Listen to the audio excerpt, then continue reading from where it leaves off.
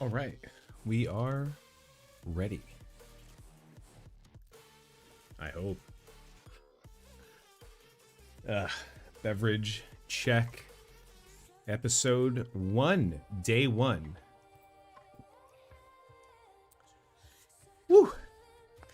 Welcome, guys. For anyone who is watching this video in the future, every week on Friday at 5 p.m. Eastern Time, I will be streaming progress of a new series. The account is called DolphinTale. I'm going to kind of take players through the early stages of the game, using my experience, having played this game for about 3 years, to kind of figure out what the best path could be. Now, there really is no best path in this game, unfortunately anyway. There's no one right answer, and you're going to find your way to success however you choose to. Hey, what's up, Choosing? So you're going to find your own ways to find success. Some people may prioritize being incredibly strong in arena. Sometimes you want to rush to the end game. There are a lot of different options here. What we're going to try to do fundamentally is figure out, we're going to skip this stuff. What path will make you happiest? You know, I have a little bit of a design of what I'd like to do. I have a little bit of a plan. And the most important thing is I'm going to be spending money as opposed to my free-to-play account, where I tried to emphasize how important it is to get value as early as you can. To me, that was the biggest issue in the game. It was very difficult for a lot of players to understand why I was making decisions I was making as a free-to-play player, working on characters that aren't particularly good in endgame. And the reason was very simple. If you're a free-to-play player, if you're not putting anything but your time in the game, you can't go around chasing metas. If you try to chase a meta, by the time you catch it, it will have evolved past that point, and you will be stuck behind the 8-ball. That's not what I want for players. I don't necessarily want to make you the best player. I just want to make you better than the average player when I give this advice out. So I think that as a free-to-play player, it's a little bit more beneficial to work on building your roster to be able to accomplish many different tasks, even if that takes a little bit longer than maybe building your roster to do one thing really well, because no matter what, the bill's going to come due, as Mordo would say. You are always going to have to pay some amount of attention to other things, whether it be to complete nodes in raids or in campaigns to be able to farm different characters you need. The game is not designed like some of the others, where you have to build up one team to be the absolute best. That said, if you're not free to play, you have a significantly wider margin, regardless of how much you plan on spending. Even if you can spend $5 a month, you are getting, if you spend the money well, you're getting $5 of value that another player couldn't have come across. Even if it's something so small as a one-time character offer for 100 shards of a character for $4.99, that could increase the overall potential of power of your roster by such a huge amount compared to somebody who doesn't or can't buy that you can get a tiny little injection. Overall, the amount of money you spend in this game, it has diminishing returns. As somebody who spent quite a bit on my main account and then went and played through another account spending nothing, I can tell you there was a lot of opportunities I missed where $5 to $10 worth of purchases would have made me a little bit faster, a little bit ahead of the curve. That's the overall to this. So hopefully you guys enjoy. I'm not really going in on anything in particular on this. I'm not really selling anybody on the right thing. I've done some videos to discuss the starting teams. Feel free to check those out. I don't think there's any one right or wrong answer. I think that there are better and worse answers, but ultimately, you do need to know one thing if you start playing this game. This game is a marathon. There's no race here. If you race, you're just going to sit around and wait for the next thing to happen. You're going to get bored. As somebody who has raced to the finish line multiple times in this game over 3 years, it's not great. Honestly, the feeling of growth and potential is something that kind of tapers off as you get stronger and stronger. And while you can do a good amount of the game working on a very small group of characters, I would even argue that there's probably about 20 characters in the entire game that can do almost all of the content in the game. You probably also need a decent flex of a bunch of other things so you can perform better than just good at one thing. So as you can see, I'm just kind of autoing through all of this early stuff. This is not really educational for anybody. We're going to do these fights as they come up. What's important is a couple of things. The first is recognizing early, not the second you start playing, but early, what you want, regardless of where you are in the game. If you're willing to spend money, you have to figure out what's important to you. Now, some people say being strong in Arena will give you an excess amount of cores that will help you as a player be able to do things. Now, if you're spending money, you can do the math. You can say, well, the stronger I am in Arena over the course of a month, it'll give me an extra 500 cores than I would have gotten, maybe 1,000 cores. You can see how much it costs to buy 1,000 cores. Is that worth $10 or so? You make that decision, you move on. If you want to be getting a lot of rewards early on, if you want to be able to kind of carry your alliance in raids or something, that's another thing you're going to have to look at.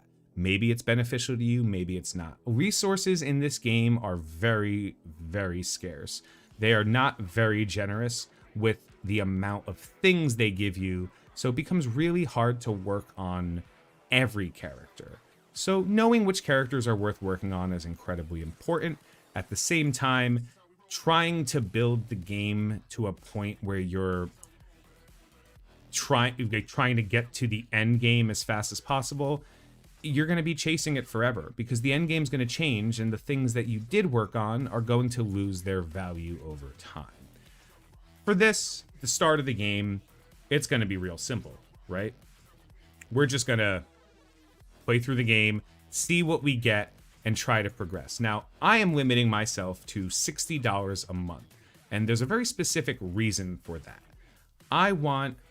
How heavy are you going to manually blitz on this account? Not particularly. It's as much as I can before I unlock Blitz Sim, I guess. But I'll be blitzing as is normal. Asking chat questions to make sure I get those in there. But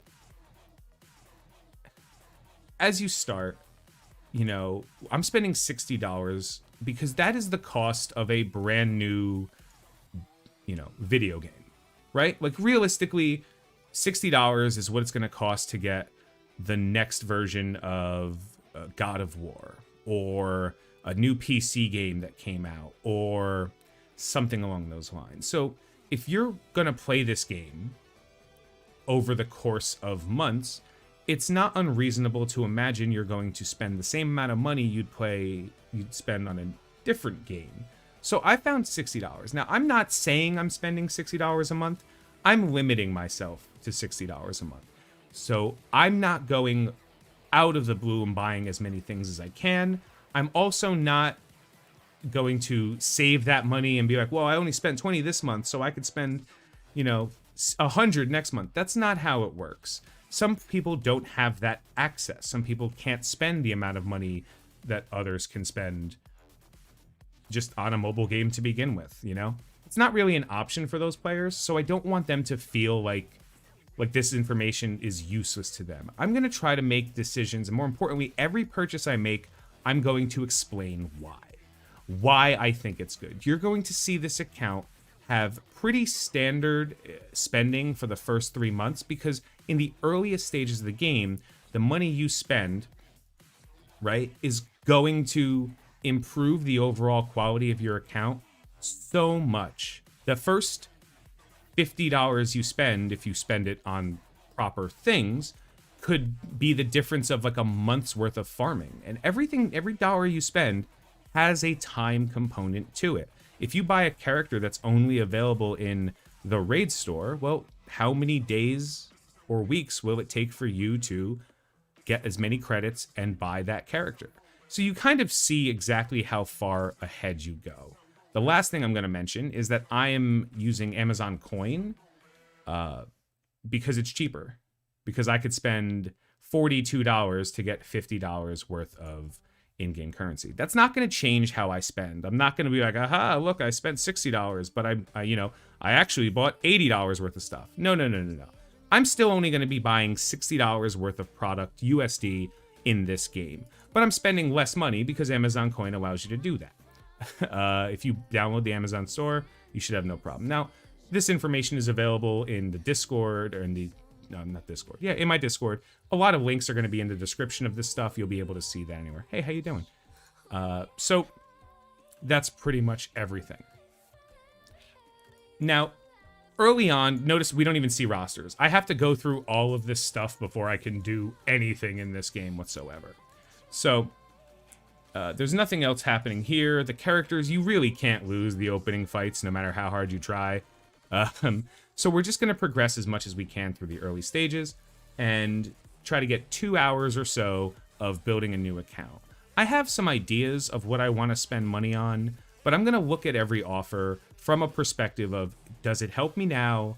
Does it help me later? And does it help me that much? Do you know what I mean? Hey, Happy Devils, thank you. Oh, I appreciate you watching, man. So there are things that are obvious. Like, listen, if you have access to, let's say, $1,000. When I started this game, I spent $2,000 on premium orbs. This was way back in, April or May of 2018. It was quite a long time ago. Let's just turn that up a little. And I spent $2,000 on premium orbs. And the reason why was the game had, 60 characters total in it. And every premium orb had a chance of giving you a new character. And at the time, there were so few characters that it was a great way to spend your money. Now, premium orbs have like 100 characters in them. 30 to 40 of them are pretty useless in the entirety of the game, let alone at the beginning of the game. So you really don't want to waste as many of your resources or even the money working on things that don't give you immediate value. A lot of spending in this game, it's more important to pay attention to what you get now than what you get in the future. You'll see a lot of people say things like, oh, you're going to need that one day. And that's great, but that's also kind of like, who cares? Yeah, I might get really lucky and pull, in my free-to-play account, I pulled 100 Namor shards out of my first Mega Orb. My first Mega Orb was 100 Namor shards. That's phenomenal, right? For people who needed to worry about war, but early game, Namor is not going to improve the quality of anything I'm doing, so I'm not really worried so much. When that's free stuff, RNG-based stuff, that's great. When you're spending money, you really want to avoid that, because if you're spending money, you want to make sure that what you get is worth what you spend, and that can be a little bit hard. One thing I want to make sure everybody understands who's doing this, who's watching me, who sees the series, is I will never tell you how to spend your money. That's your decision, my friend. You can do that however you'd like. I will, however, tell you why I'm making the spending decisions with my money. You might disagree. You might find things to be slightly better or worse value than I do. I can't tell you that's right or wrong. If you have the means to spend a ton of money and you want to spend it on a mobile game, you're welcome to. God knows I have. But at the exact same time, there is no way for me to tell you how your money will make you have the most fun playing a game. And that's the entire point of playing these games, to have fun. So if you're not having fun, there's no amount of money you're gonna be able to spend that's going to change that. But if you are having fun, then the amount of money you spend could change the way that works. So with any luck, we should be okay. Now, the early stages of the game, it's relatively easy to get through some stuff. What I do want to do is take a minute, kind of link my accounts and everything. So my opening calendar, this is everything we'll see. We're going to get a handful of Deadpool shards, which you get immediately. We're going to unlock some Thor. We're going to get some Captain America. And we're going to get a whole Mega Orb. This is 2 weeks of play. So you're going to have a pretty decent build of your roster. I've not started at the beginning of the month, so I'm not going to get the end of the month rewards. You can't control when you decide you want to start playing the game. And it's very silly to be like, I'm going to wait for the beginning of the month. Don't waste the time. Just play when you play. take the resources as you can and don't worry too much about it. Now I have the consecutive calendar. You're going to see a bunch of these. Over time, they become different as you get to higher levels. What these are change, level 40, level 60, level 80. You get either more premium orbs, or you get red star orbs, or you get ISOs, which are all part of the game that we can go into another time. As of right now, I don't have much going on. Welcome to Marvel Strike Force. Thanks for the petty amount of garbage. And this is a game mode that we literally are not going to be playing anytime soon. First, we're going to notice the basic orbs. These are great at every stage of the game because they're just free stuff. You know, one character shard of a character, it doesn't make too much of a difference, but it adds up over time. So you don't really prioritize these. You don't really want to spend cores on these things, but it's totally reasonable for you as a player to want to get through it. So I'm signed into Google Play Games, not connected with Facebook. I'm going to change some of these things up, and I'm going to talk about advanced options. These are some things that are going to make the game a little bit better for you over time. The first is enable low graphics combat mode. If your phone is a little bit older, if you're playing this on a computer like BlueStacks, low graphics mode can save you a little bit of resources. It won't make your phone heat up. I don't like it because I'm a streamer. Someone else might. Allow portrait screen. It just lets you look at your roster as it gets bigger, vertically instead of horizontally. This is an option. Open multiple orbs at once. I'm going to caution you against this because in general, as you start the game, every orb has something you need in it, right? As you progress through the game, you're going to find that some orbs are better to hold on to for a little bit just because you don't want to waste resources, or because maybe you have all of the things that orb has in it and you want to wait for something to update. That's not everything. I don't like to check this. I like to check this if I have a really large amount of orbs and want to crack them open, but ultimately I don't. Cycle through save squads and blitz menu. Turn this on immediately. You'll see why later. Change raid keys. You can literally never touch this and be fine. Quick alliance access. This just lets you get to the alliance screen a little bit quicker. This should always be turned on. Use reduced combat text. This is again another situation where if you don't like to see the numbers show up that high, you can figure this out. Item count in store. This is a great QOL. It lets you see exactly how much of an item you have before you buy it, so you could just immediately buy it if you need to. And then active dark dimension. We're nowhere near that. We're not going to talk about it. So I have everything here. So the first thing I'm going to do is I have to name myself, right? And because I have to name myself, we're going to name myself DolphinTale.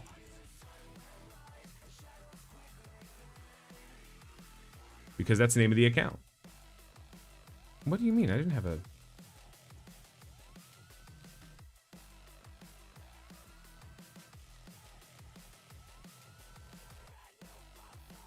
Confirm.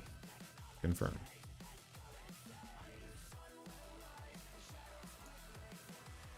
Is there a profanity somewhere in DolphinTale?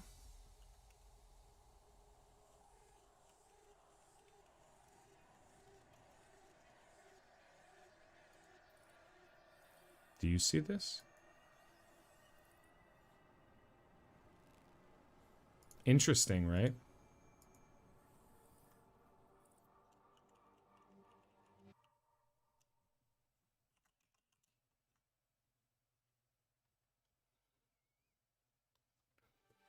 No, you can have the same name as anybody else. Trust me, we're going to go into that in the future.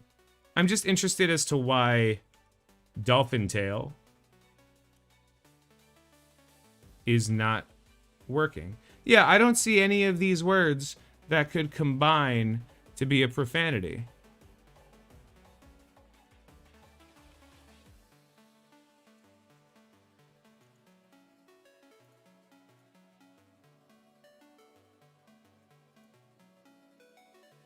Apparently they just don't like dolphins. So we're going to call it. We'll just call it Dolphin. Dolphin works. Dolphin, no, for some reason, NTA is being picked up as a weird. I don't think tail is, but we'll figure it out over time. I'll just be Dolphin. I'm a generic dolphin flying around. And that makes most sense because the story is the dolphin tale and the friends we made along the way. The account is the dolphin. So as we can see, there's a whole bunch of stuff I can't do yet. I can't do challenges, can't touch arena, so that's useless. Can't do any events. Tail, right? Tail is a bad word. Alliance, I can't even join yet. Blitz is not even unlocked, and I'm level 3. So let's power through. But first, let's look at the offers. There are no offers.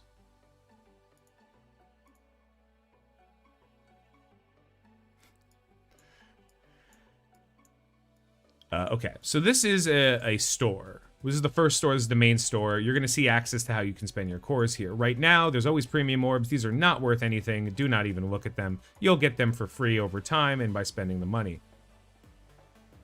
Yeah. These specific 675 orbs, these tend to be specific to characters that are showing up at the time. So you don't have to look at these too much. This is a specialty pack. You'll see a couple of these run around. Here's the basic orb. Gold orbs, you're going to want to get a lot of these because I'm not streaming on Twitch.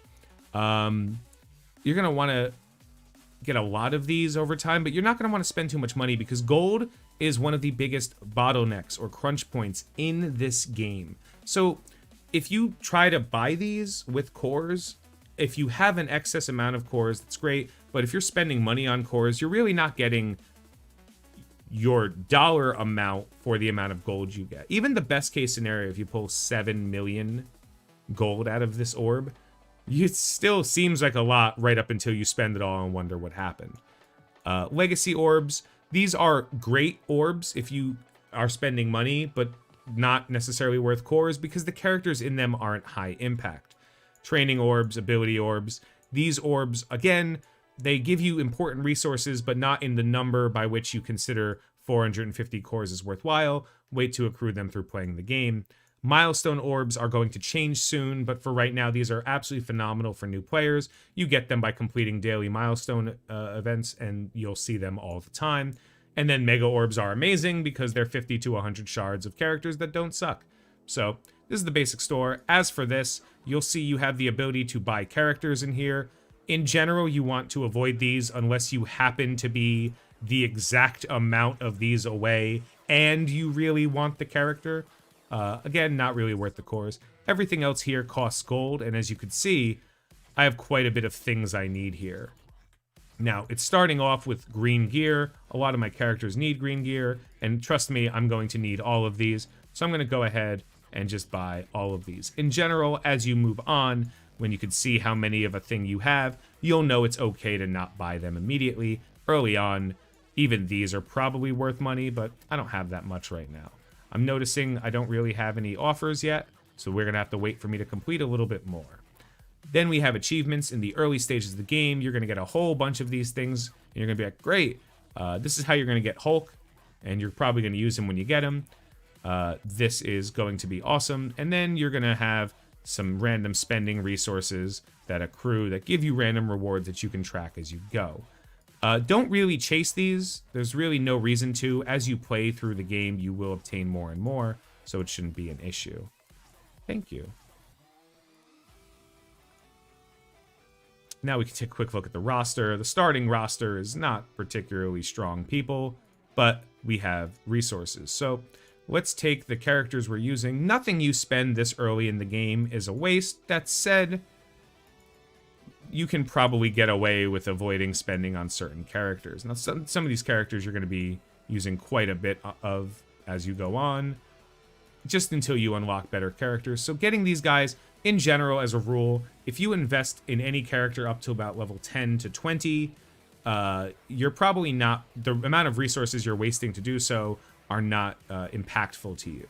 But that said, there are some characters that just suck. Over time, you'll get a good understanding of them.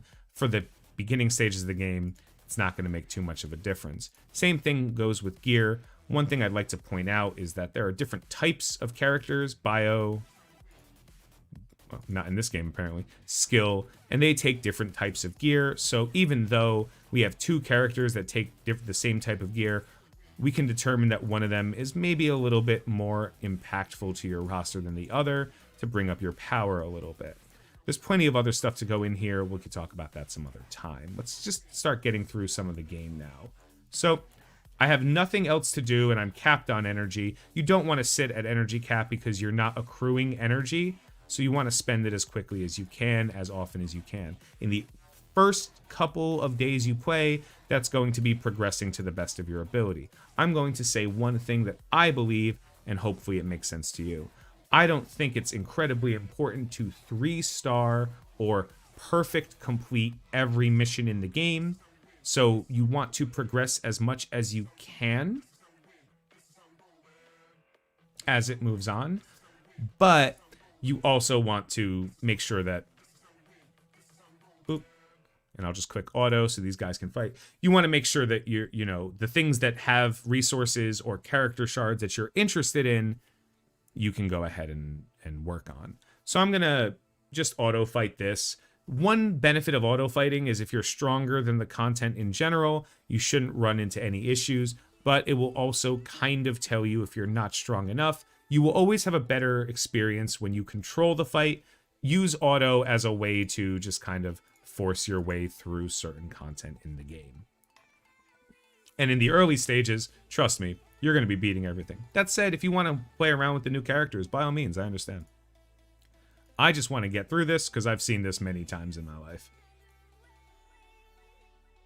And as we progress, we're going to eventually unlock more characters. I believe the next character we all get is Punisher. And then you're going to see, hey, here's a premium orb. Here's a whatever. I remember my free-to-play account, my first premium orb gave me an unlock of Minerva, one of the rarest characters in the game at the time. Not necessarily less rare now, but still. So I'm going to progress through this as we go, and I'll take any questions we have here. Most of you guys already know me. Very few of you are new, but if you are new and have any questions, by all means, ask them here. I'll do my best to answer them. I have no goals for this account. My overall goal, and the reason I'm doing this, is to hopefully educate players, not only who are just starting the game, but who are progressing through the game, as to why I make decisions on spending. I have a very limited budget. I'm limiting myself to $60 a month. That doesn't mean that anyone... There's 44. 44 Punisher shards. And here's the 5th one. Sorry. So I have a set amount of money. Most people do have a set amount of money, you know, whether they know it or not. Some people have an amount of money like, I could spend $20 a month. Some people are like, I could spend $40,000. No, I haven't, Norik. What's your opinion on Jamie Magic as detailed in tonight's blog? I haven't read the blog. So I don't know. I did a video with Valley before this. Well, what team will be your not first team without paying? That's a great question. I'm going to allow the game to make some decisions for me. And then on the other side, oh no, there goes my 3-star. Looks like I can't farm Punisher anymore. Joke's on you, game. I was not going to. He summons 9 duplicates. Does he really? That's amazing. Ooh. As you can see, at some point, fights tend to... Oh, no. Okay. So I feel like maybe I was supposed to lose this fight, as it just said. But maybe I could have gone in. Still no word on Silver Surfer Unlock. Silver Surfer Unlock is a milestone that will require you to spend gold, energy, and Alliance power resources in order to get. Any other information you may or may not have heard about him is wrong, perpetuated by people who don't know what they're talking about. You're welcome. And if you want to know why I know that, it's because I know everything, because I'm an arrogant piece of... No, but seriously, he is no different than the previous milestone characters. Later, afterwards, how his release is, that's going to change with how they plan on adapting the what's it called? The new milestones that they're changing. But that's its own conversation entirely. When's the next TLAD dropping? I will do one. I couldn't do one last week because I had to build a new stream PC. But this coming week, I will do another TLAD. For anyone who doesn't know, TLAD stands for tier lists are dog shit. Because I don't support tier lists because they don't give you the right information. They give you a lot of information, and it's never right for long. The best character in the game changes every 3, 6, or 9 months, and every tier list has to be updated, and no one ever explains why. So that's pretty much the details of that. But then I actually do know what the next TLAD is. We're gonna pick up next Tuesday. I do those every Tuesday on Twitch. TLAD for gacha games. No comment. All right. So now this game said I got to get a little bit stronger in order to do this. I have no idea where these 25 Scarlet Witch shards came from. So, nah, I know. So let's work a little bit more on my characters. Now, obviously level 4, and these guys need to be a little bit stronger. I have a decent amount of these resources, so let's put them on. So Spider-Man is a little bit stronger than he was. Luke Cage is going to be a little bit stronger than he was. And I'm not going to put any gear into him, I don't think. And then Shield Medic. I don't have a problem with her, so I'll bring her up too. Oh, monthly calendar? That's right, thank you. That was a good day to pick up some shards of her then. Boop, boop, and boop. And we'll wait to get to level 5. So these guys are now about 100 power each. Shouldn't be too much of a hassle. Ooh, that's a lot of random fragments. Almost as if I'm supposed to be opening another premium orb. Let's keep going. Don't need to worry about this. Go to campaigns. Check out Punisher. And now let's try this fight again, making myself a little stronger. They give you a piece for Luke that can only be used on him. Yes, and I think you get one piece that are specific to the only 3 characters. I think you get one for her, one for him, and one for Spider-Man. But that's just because they're going to give it to you for free anyway, you know? Like, you don't have to worry about it. Yeah, a lot of the early game stuff is just working with what you have. Once I have gained the magic ability to give them money, we're going to have a little bit more... Ooh. Remember when you were alive? Yeah, look at the difference. The difference when you just put a little bit of gear on. Now, obviously, there's diminishing returns. As you go on and on and on and on into the game, it will be significantly less likely that putting 1 or 2 gear pieces on a character will change the game from, like, easy, like, to getting beaten to immediately easy. Yeah, this is also a completed piece already for Punisher. Why did it give me 3 shards? Oh, because I got the 1 free shard, and then it lucked and gave me 2. That's why. Shield Medic OP. She's not bad. Now we can recruit new agents. Great. Now I'm going to recruit Punisher. Unfortunately, you can't not recruit Punisher, but the good news is Punisher is probably the best early game damage dealer you're going to see. Change nothing. Like, he really is just one of the highest early game damage dealers you're going to come across as you play. So I have no problem putting some gear into him. He's going to carry through a lot of the hero stuff as you wait to progress your roster. And at any point in time, if you're missing a specific piece, you can go back here and farm it. I'm not going to quite farm character shards yet. I really don't care for Luke Cage at all. Basically, as fast as I can get rid of Luke Cage, I intend on. Okay, so now we have nothing else to worry about. So let's go back to campaigns. And let's continue the progression. Now, right here is Hawkeye. He is a character we're going to be looking in. What if you spend all the gold before you get the last shard? Can you unlock him? No. You have to get more gold. Yeah, this game doesn't have an oopsie-doo.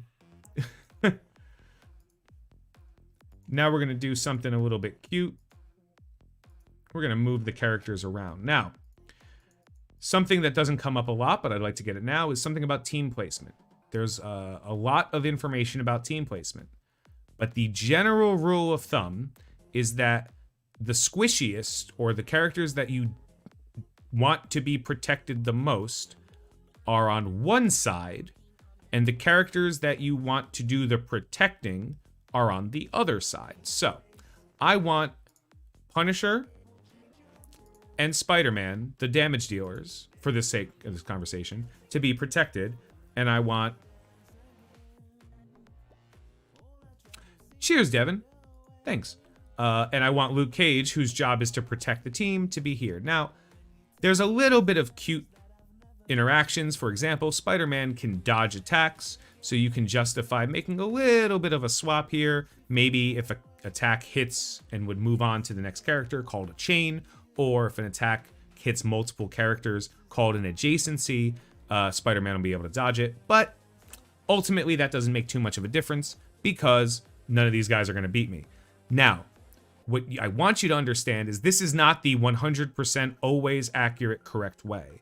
At some point in the game, you're going to understand that different fights, different teams have better and worse setups. Protecting characters becomes different. Some teams don't even need protection because that's not what they do. But for this, in the early games, trying to keep your soft and squishy people on the opposite side of the guy you want to take damage will usually help you in the long run. That's true, Zeta. And besides, I want Punisher as the main damage dealer on my team to be alive, just so I can make sure I win the fights as often as I can. Whereas sometimes you might want your tank to be the one who stays alive, because he's going to take a lot of damage. You'll see as time goes on. Now, first we start by messing up the guy who has a name. The guys who don't have names tend to not be as big of a threat, most often. Bunk. And now we'll taunt him. Would you consider buying the shield offer with Yo-Yo if it comes up? Yes, that is one of the offers I am considering. Like I said, another thing. When you start the game, now thank you for reminding me, James. You're going to see a lot of new character offers. You're going to say like, hey, look, it's a new character. And you're usually going to see the price of that character be somewhere between $20 and $50. Unless you are pot committed to spending a lot of money on this game, which is very hard to decide very early on in a game, you really should take a little bit of time and realize that if a character is new, it's probably because they're needed for something that comes a little bit later. If a character is old, it's probably because they're good in the early game, but not in the late game.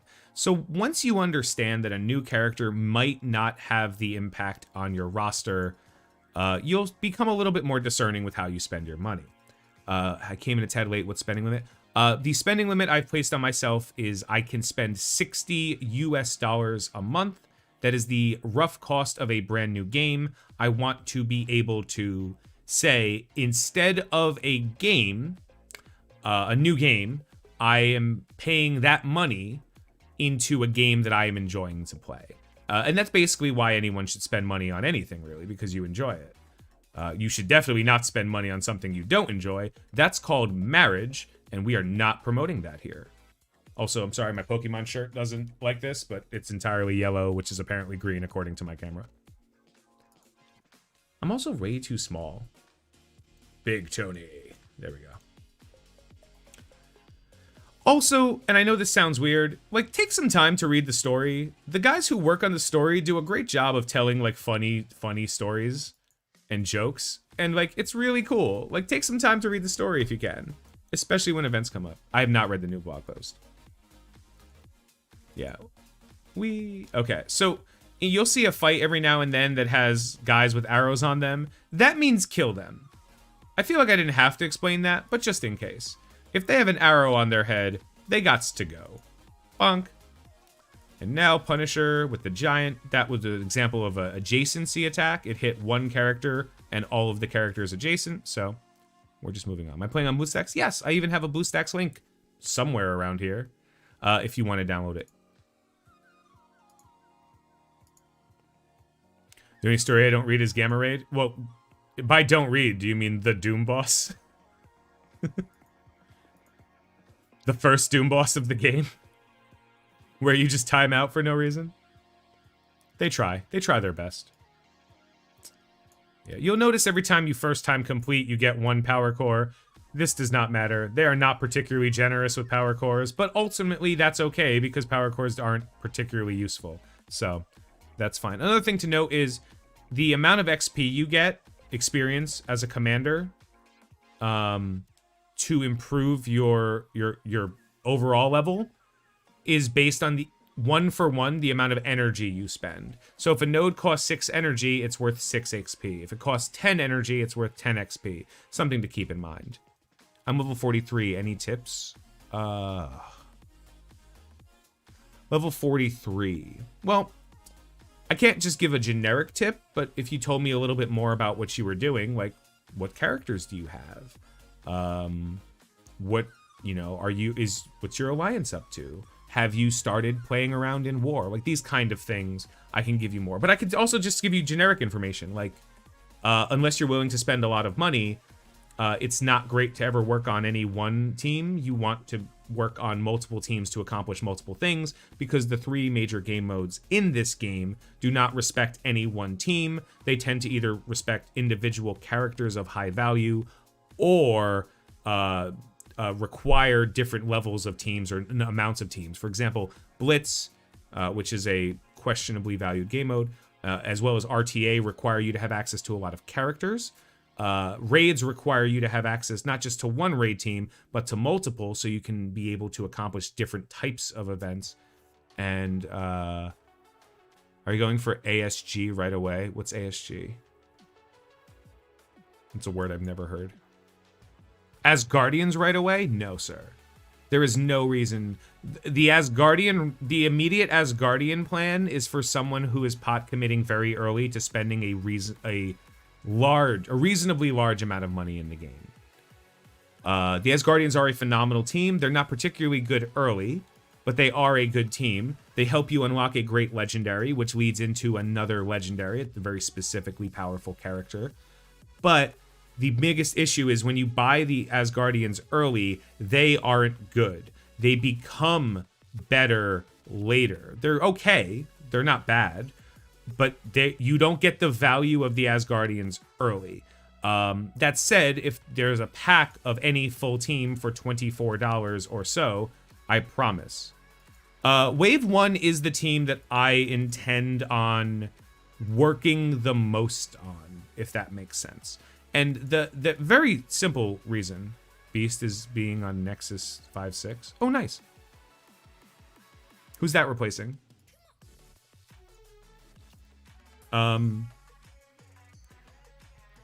Wave 1 Avengers for the early game are the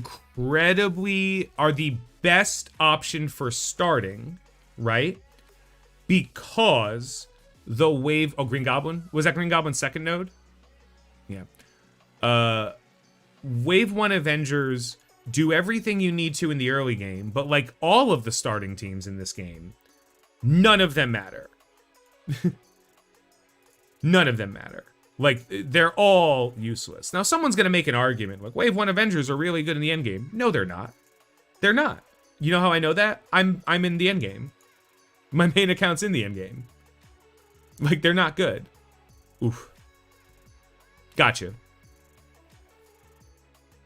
Yeah, well, Doom's influence is going to be a little bit more permanent. Not everything, but a lot of it than people think. Yeah. As long as he's still farmable, that's fine. He's still a really good early game damage down.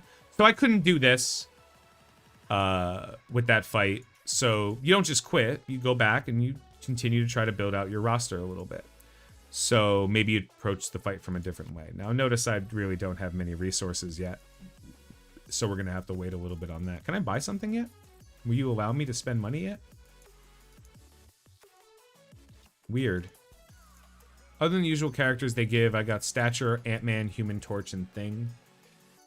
Okay, so don't worry too much about Stature, Ant-Man, Human Torch, or Thing. They are characters, what's up, Lucas, that are better later than earlier, especially as you build out the team. But if you have like the standard issue characters of team, what you're going to want to do is you're going to want to tighten your focus. Any of the early game starting teams, there are 4. There are exactly 4, by the way. There are no more than 4. There are 4 teams you could start the game with because of how the game is built.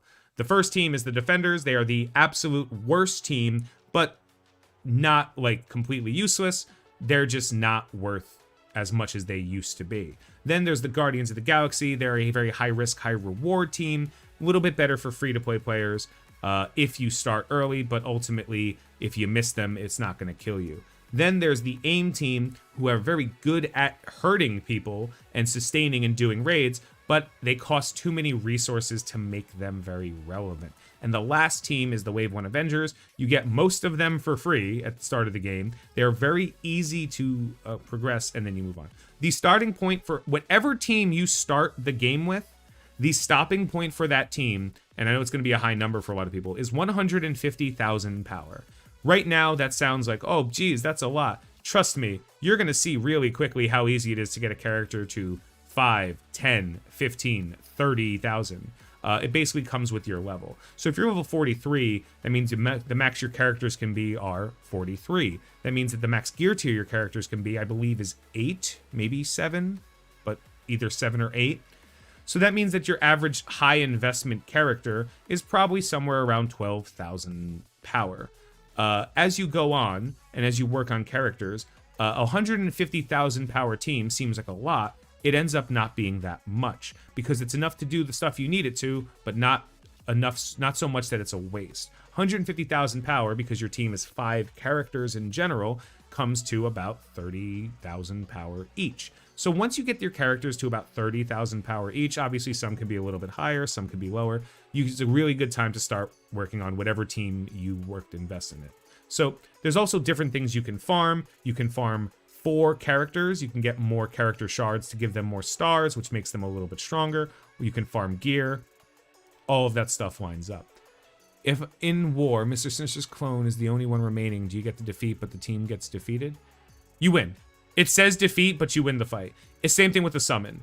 In a war, I think that there's some situations where, like, no, that's raids. Raids is, if a summon minion lives in a raid, you have to go back in and kill a level 1 character.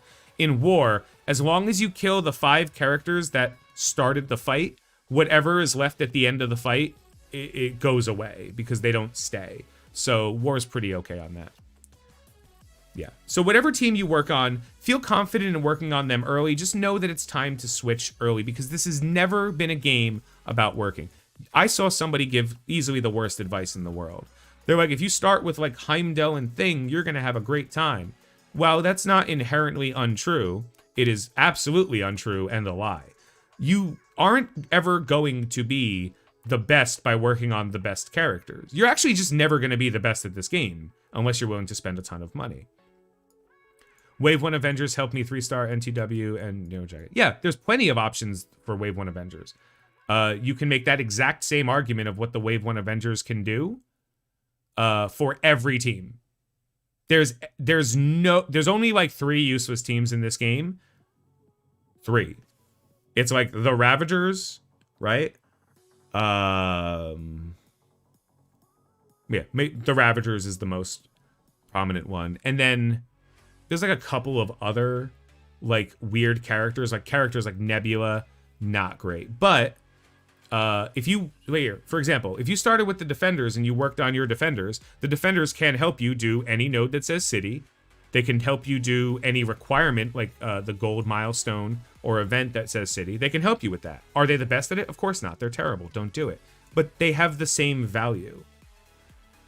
All these characters have endgame value. AIM can get you through certain raid nodes in Gamma, as well as help you get through the first of the level 70 villains campaign, which is level 70. So if you're not level 70, it's not a big deal.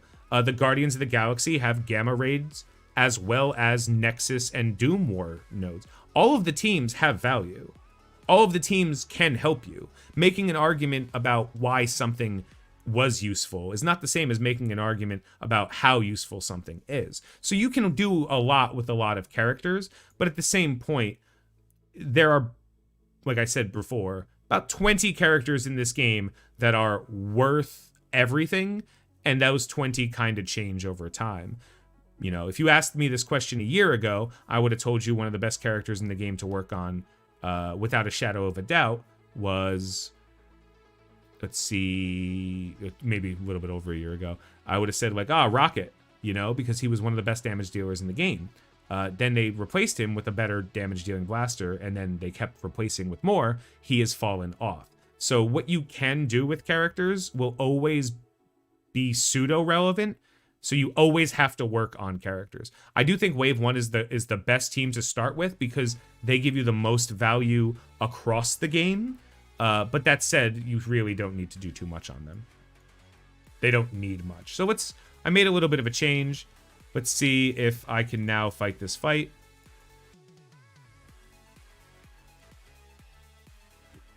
Yeah. Yeah. People really like to give... my favorite story is always the person who's been playing the game for less than 6 months that all of a sudden has really good advice to give. In the exact same way that you wouldn't necessarily trust advice from somebody who has spent more than your car is worth on the game, because that information does not affect you necessarily. You probably also shouldn't trust much advice from somebody who's been playing the game for less time than the average patch takes to run out. They generally get their information secondhand in the first place. Game for evolving new players. I can honestly say I don't think the game has gotten better for newer players, but I do think that the game has gotten a little bit better for Bonk. Almost no comment on that. I followed, yeah. You buy anything yet? It wouldn't let me. It's not letting me buy anything yet. I think that they're not showing me offers until I reach a certain level. So Punisher's dead, and that sucks because he's my primary damage dealer. Here comes a Hulk. And then real quick, if you ever want, you can go to view teams and see exactly how strong it is. So this Hulk has 900 health, 196 damage. We got some problems here.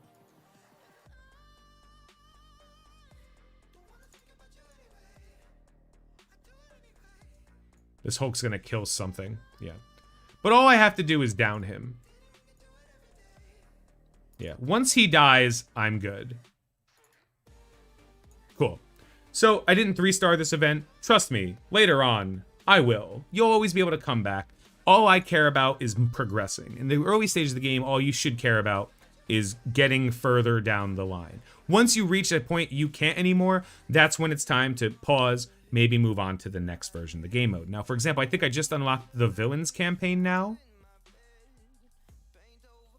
I think. So it's back out.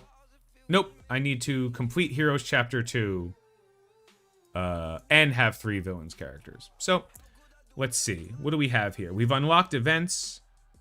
The 2 events that start are the pity events that give you free bad guys. Crossbones is useless. You're going to have a lot of fun with him early game, but he is not good. Elektra is not good, but as you progress through the game, she can become better because of how the characters that exist in the game work. So Elektra is part of a new team that has just been invented or created called the Shadowlands team, featuring her, Daredevil, Night Nurse, Moon Knight, and White Tiger. White Tiger and Moon Knight are brand new characters. It is very hard to come by them without spending. Can you please pause a bit? Pause a live stream? No. I cannot, Ixon. So we're just going to power through this. Here's Daredevil. Look at him go. We don't really need to pay too much attention. But you're gonna see a lot of stuff that you can do. And in the early stages of the game, a lot of this stuff is going to feel great because it's going to immediately change something. You're immediately going to unlock a new character. You're going to immediately feel like you got resources. You're going to get a bunch of gold. You're going to level up all the time. Once you hit about level 30, you're not leveling up 1 time a day, you know, or so. It takes a little bit longer. That's where a lot of the money someone who's willing to spend will also be very likely to go. So we're going to go ahead and recruit Elektra. Is she great? No.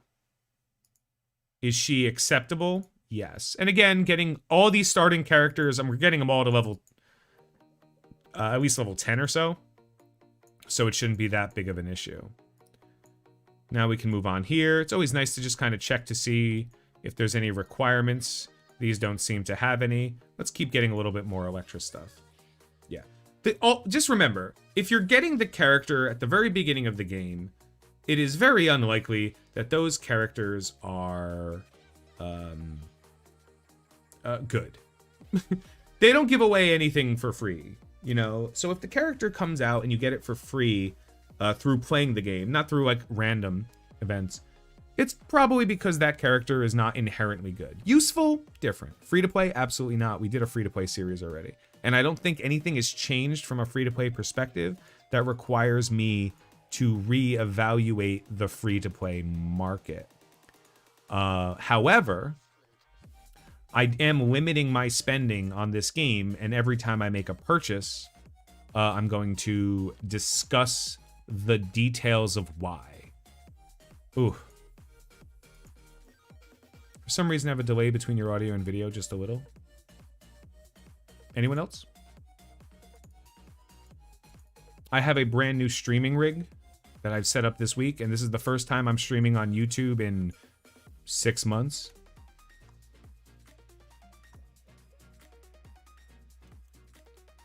You can't tell me to fuck off on YouTube. Fuck, fuck, fuck, fuck, fuck, fuck. I can say whatever I want. I try not to. I don't think it's particularly useful to curse for the sake of cursing, but no.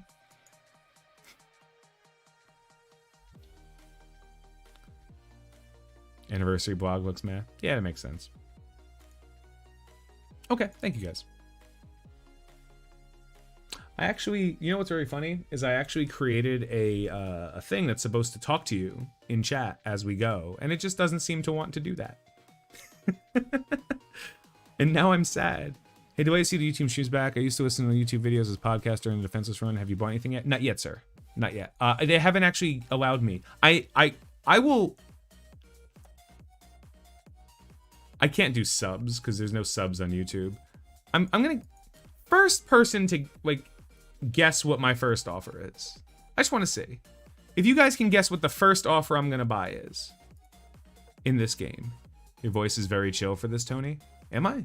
I'm just relaxed. I'm having a good day. I just want to see what is the first offer Tony's gonna buy in this game. Just start guessing. No. Venom is close. 500 aim shards? No. Venom is close. Ah, Lucas knows. Lucas got it. 1,000 power cores. For $1. That is the first offer I'm buying, sir. Not even pretending like that's not the first offer. Yeah, it's 1,000 power cores for $1. That's gonna accelerate me a lot in the early stages of this game. I am gonna keep these streams to about 2 hours. Because, you know, 2 hours is a long time to make a video. You did. All right, we're done with this. We're not going to worry about her. So we can do this anytime. It's not like getting her stronger is going to make too much of a difference anyway. Even free-to-play players buy that? Well, then you mean you're not a free-to-play player. You're literally, by definition, not a free-to-play. You are a peasant, but you're not. You can't spend any money in a game and be free-to-play. It's like... Yes, I agree with that. That is the best offer in the game. The dollar values, yeah.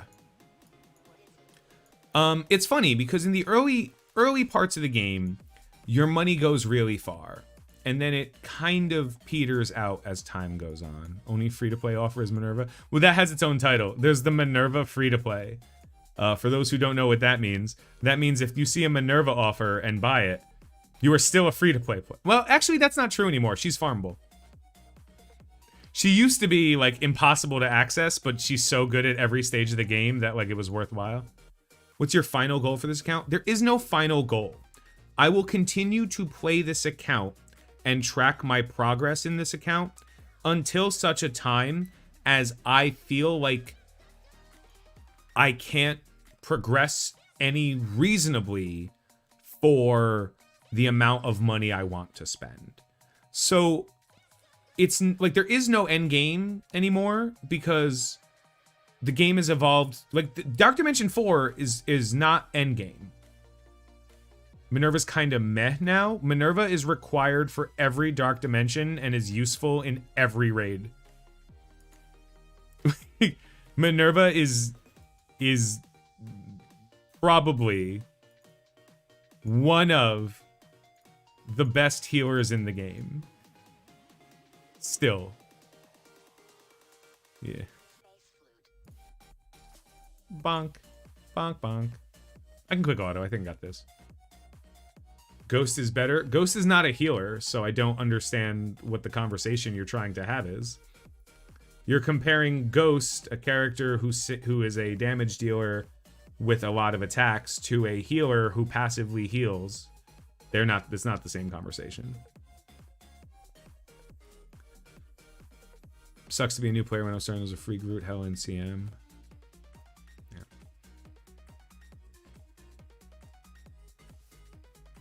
Yeah, there's Minerva is one of the characters. I take Minerva over Ghost in every fight. I wouldn't take her in every fight. Minerva still requires a little bit more love than Ghost does. Ghost is better at lower investment. Tony will get a... Yeah, we're all gonna... Like, every player will get the same value. You know, like, we're all gonna get the same things, just when you start. So, I'm starting, and the next milestone character that's gonna come out is Silver Surfer. So guess what, guys? Tony is going to unlock Silver Surfer on his pay-to-play account without buying him. That's not how I designed this. I mean, I did know Silver Surfer was coming, but like... And anybody who watches me knows Silver Surfer was coming and knows how to unlock him and everything, but that's neither here nor there. Mink can't heal when she gets one-shotted. I don't know I don't know whose Minerva is getting one-shotted. I mean, if your Minerva is getting one-shotted, I'm sorry. That's fine, but... Is Silver Surfer a milestone tune? Silver Surfer is going to be released in the exact same way, method, and standard as Emma. Anyone who tells you otherwise does not know what they're talking about. Period. And at this point, if you trust the word of people who have been wrong many times, neither do you. Just throwing it out there. Does the Stimulus check allow you to buy Surfer and pay $60 a month? My Stimmy? I haven't got my Stimmy yet. I don't know who that person is. Andre Perez. I don't know who... I know content creators who produce value to the community. I know most of the content creators in this game. And I can tell you, if you would like to place a bet about whether or not I'm wrong, I would love to. I would love to place a bet as to whether or not I'm wrong. My Mini got one shot by CM on the last user node. Silver Surfer is a gold milestone unlock. However you unlocked Symbiote Spider-Man and Emma is how you will continue. That it's not the Emma milestone. It's in the blog post that it's not. Where does it say that in the blog post?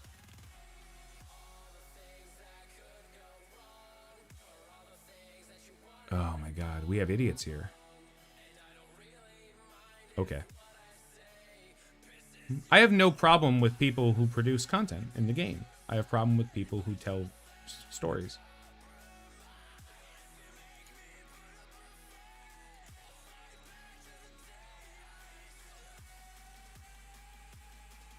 Silver Surfer will be warning strike soon. We can't refer him just yet.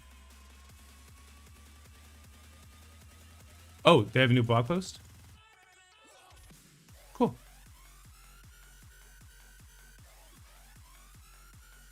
No. Place your bets, guys. Open bets.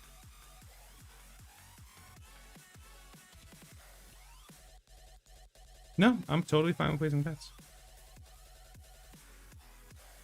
If it's in the blog post, can you still bet me? If...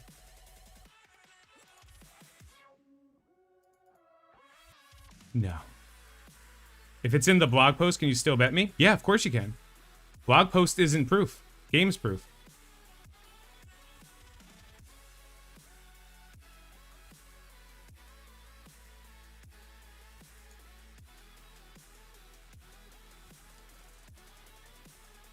Poacher Kill Mission is great.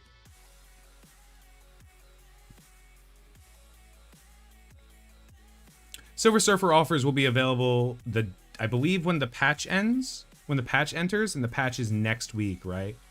So that's when you're going to see a whole bunch of that. Yeah. Yeah. Oh, but the new seasonal milestone orbs are going to be huge.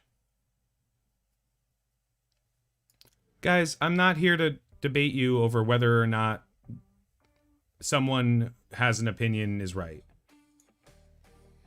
As far as I'm concerned, my information tells me that Silver Surfer will be unlocked through milestones.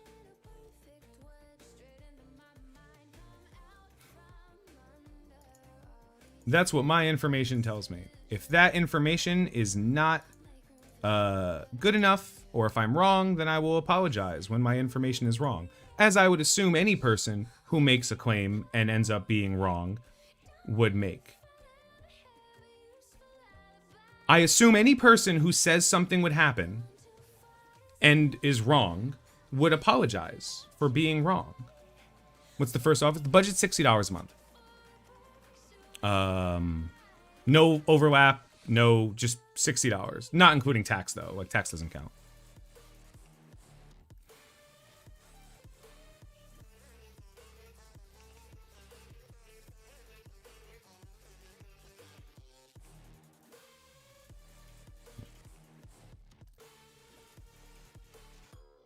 Bonk.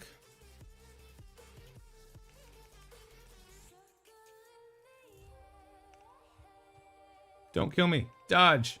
Duck. Dip. Dive. Damn.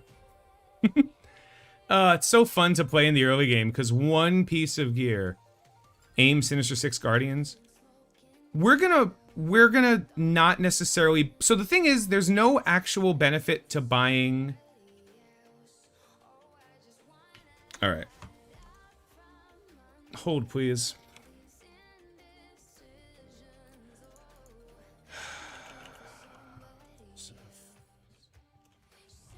I will be streaming this every Friday at 5 p.m. and then I will randomly update pictures and stuff with what's going on. So let's just solve this problem real quick. Silver Surfer, although you can't recruit him just yet, to help prepare for rivalries, throwing out an event of cosmic proportions, Stellar Celebration. Silver Surfer will be joining Strike soon, which is, by the way, if you aren't aware, Strike is the name of our group. We are commanders of Strike. And though you can't recruit him just yet, to help prepare for his arrival, which is not coming, he's throwing an event of epic cosmic proportions, which is not his recruitment, which is before his recruitment because reading is important. Stellar Celebration to celebrate 3 years of Marvel, and all of these things you can do will accrue orbs that will give you stuff that improves the quality of your roster, but very specifically, and though you can't recruit him just yet, to help prepare for his arrival is a very, very, very clear English as a first language way of looking at this and saying, oh, this is not his recruitment event. This is an unrelated event prior to his release. So,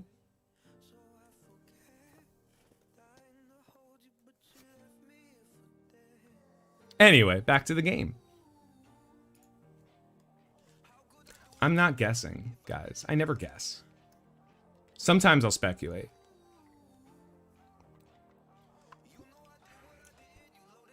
So yeah, I don't really have an endgame goal, per se.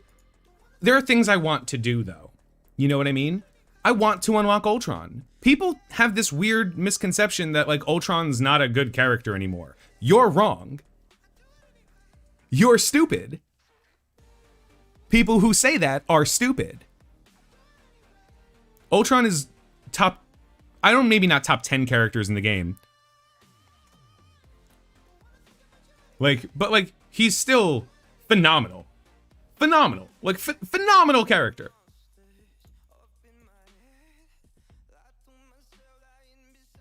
Polaris is coming to the game through Strike Pass.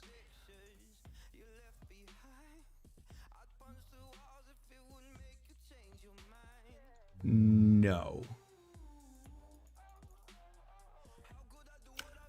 But you will be able to get her in a future Strike Pass. Very soon future Strike Pass.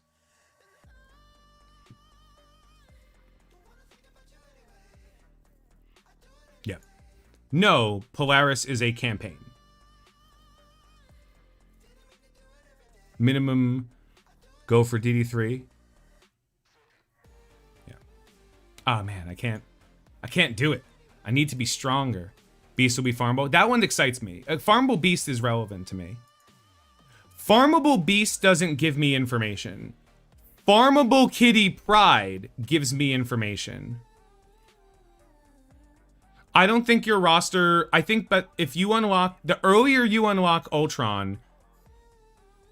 I agree. Ultron is so expensive, guys. Please understand.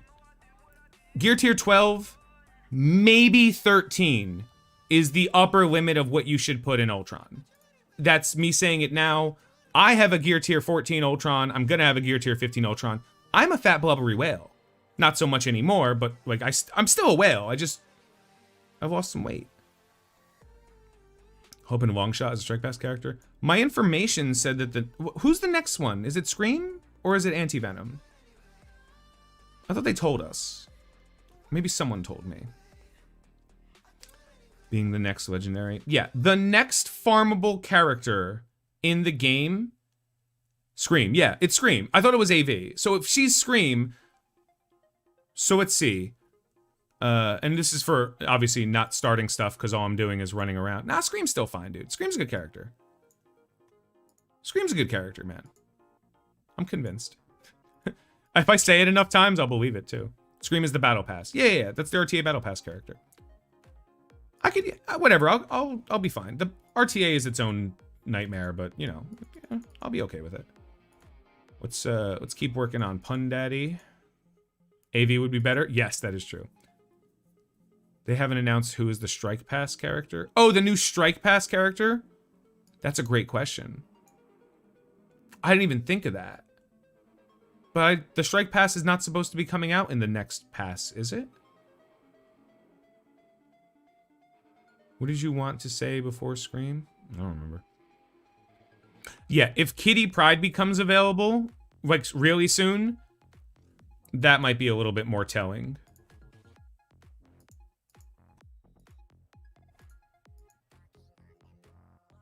Yeah, whoever the next farmable character is,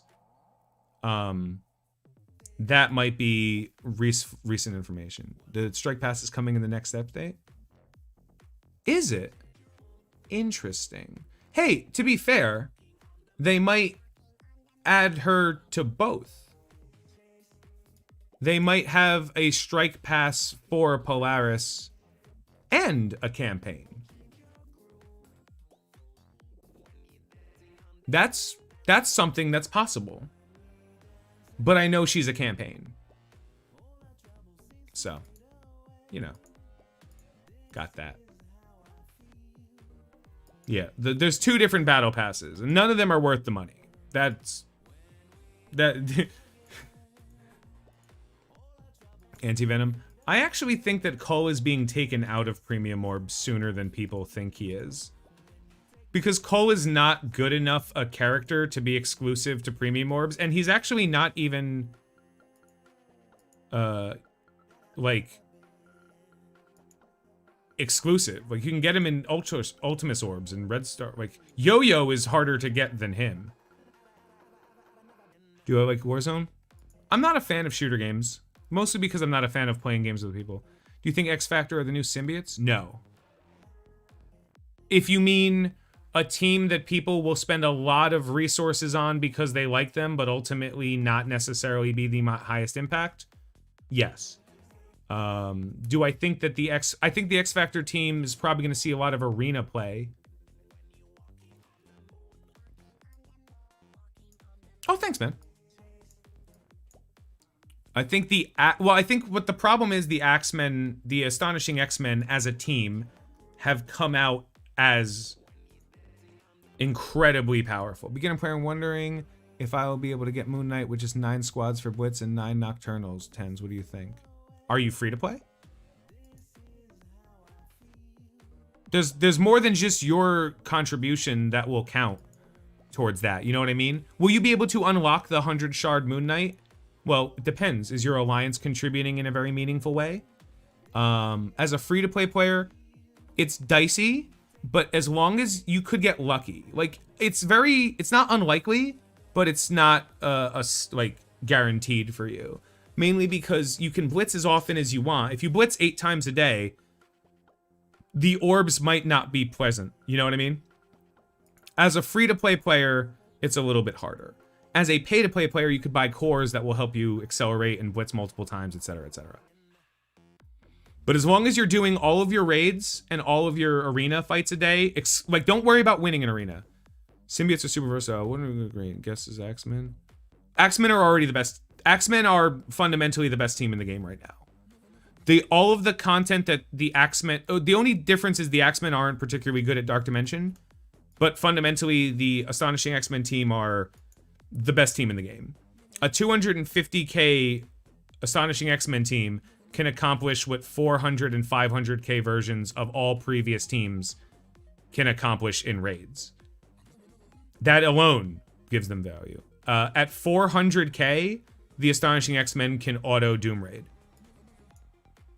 400,000 power. At 400k, the symbiotes still can't do the Doom Raid.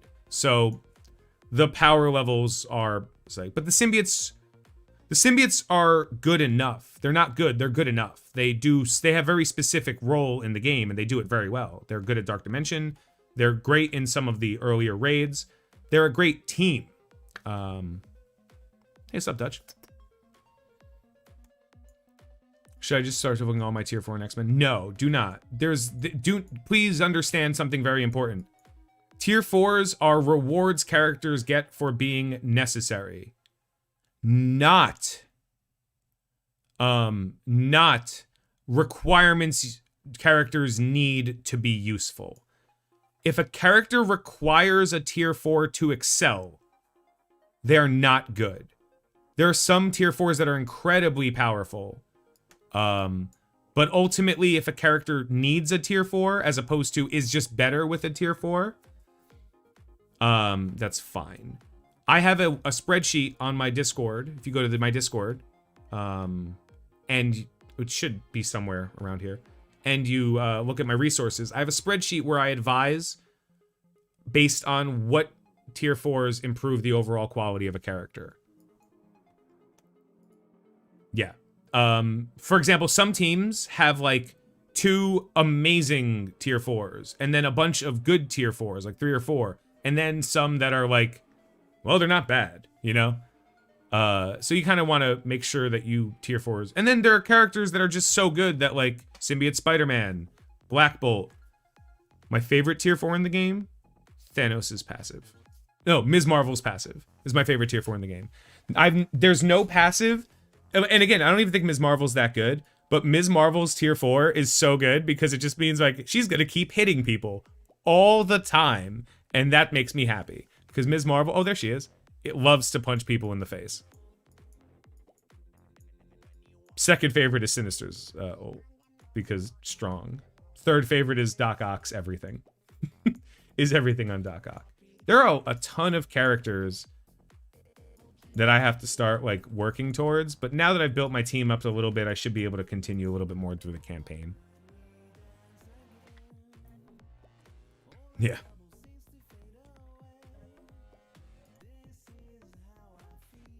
All right, what do we got here? All right, I should be able to do a little bit better than I did. Can't post anywhere. The README first channel is empty. Really? That's something I can fix right now.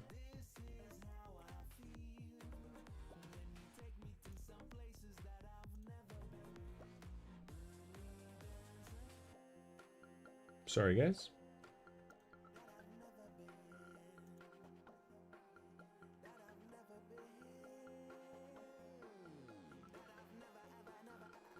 Check it now. Taskmaster passive is essentially Ms. Marvel's. Yes. Slightly weaker pool, but yes. Energy to start, not energy. So just to let you know what I'm thinking, right? My first couple of purchases, so I said $60 a month. My first couple of purchases are going to go towards teams.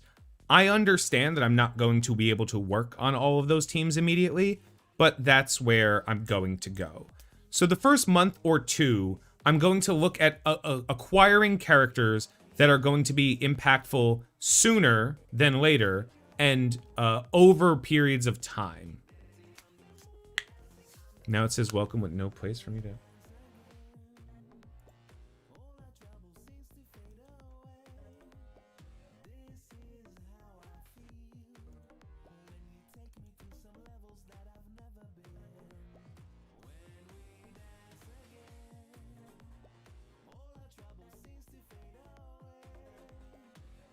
You know what? I'll just fix that myself.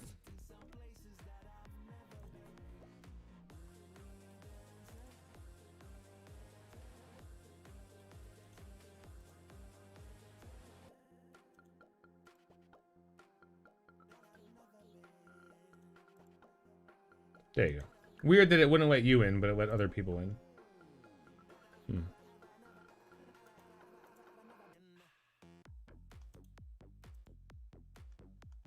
Yeah.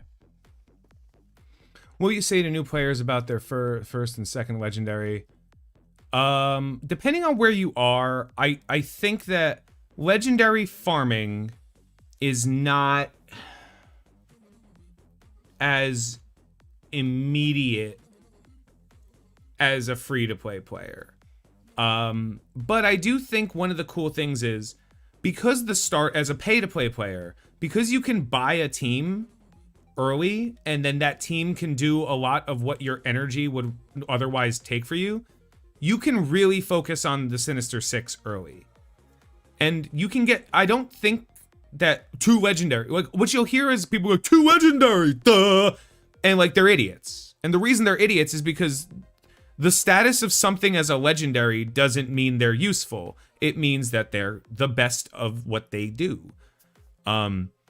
Early game, Shuri and Invisible Woman, the 2 characters that you unlock with the Sinister Six characters, or with you could unlock with them, they aren't great for you. They become significantly better later. So if you get them, then by all means. But they're not like you don't just start. First of all, the Sinister Six team is at best questionable in the beginning of the game. They get better later. And second, you buy hidden character offers, maybe. Not early, but maybe.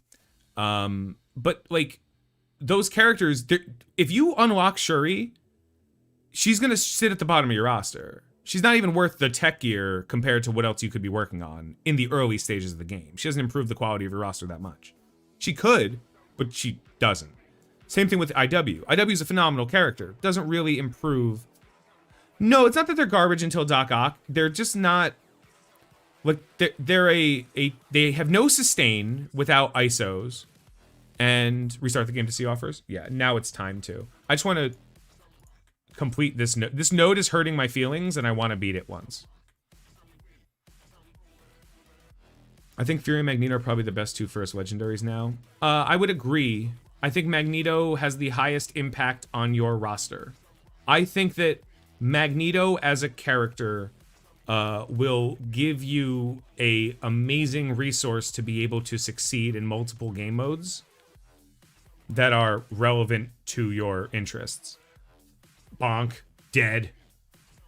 I think that Fury... The issue with Fury is that... Is there any viability for AIM to start? Yes. If you can get... So if the AIM pack had Graviton, which I don't believe it does, then it would be the best purchase. If it doesn't, the actual AIM team itself isn't great, but it is still, for $20 USD, it's still a lot. Don't think of it in terms of the team. Think of it in terms of the resources it would take to get the team, which is quite a bit. which it takes quite a bit of resources to get through it. It's not new offers. I have a new account, and it doesn't show offers when you first play. It only updates you as the second time you log in. Who would you farm, Blob or Jugs for the BH team in Arena now? Jugs is a better standalone character. Blob is a better character for the team. Juggernaut can be used in Mystic campaign. Blob cannot. So I would farm Juggernaut because there's no version of either team where Juggernaut and Blob aren't both present. Blob has a little bit better value in some game modes, but he doesn't require that much investment, where Juggernaut should be relatively strong, all things considered. Blob is newer than Juggernaut. Juggernaut needs a little bit more. AIM got me through the very beginning of U7, believe it or not. I believe it. I don't think they need that much for... I think that, like, if you didn't work on them and use those resources on other characters, you probably would have had a little bit of a better time, but I can't tell what your roster was. So, like, AIM had the option of doing it, and that's reasonable enough. Does Fury help you a lot in Hero Campaign? Again, the issue with Fury is that it requires you to have access to a fundamentally useless team. I don't think you target farm Fury, and I've thought about it a lot. I don't think you target farm for Nick Fury. I think you allow the game to give you what you need, and then when you get Nick Fury, whenever that happens, you can justifiably work on using that team, because I do think that team will do everything you need them to. I think the Fury Shield team, but there is another issue. Remember, Fury Shield, typical aim power, 120. Defeat Ronin to win. Bonk bonk.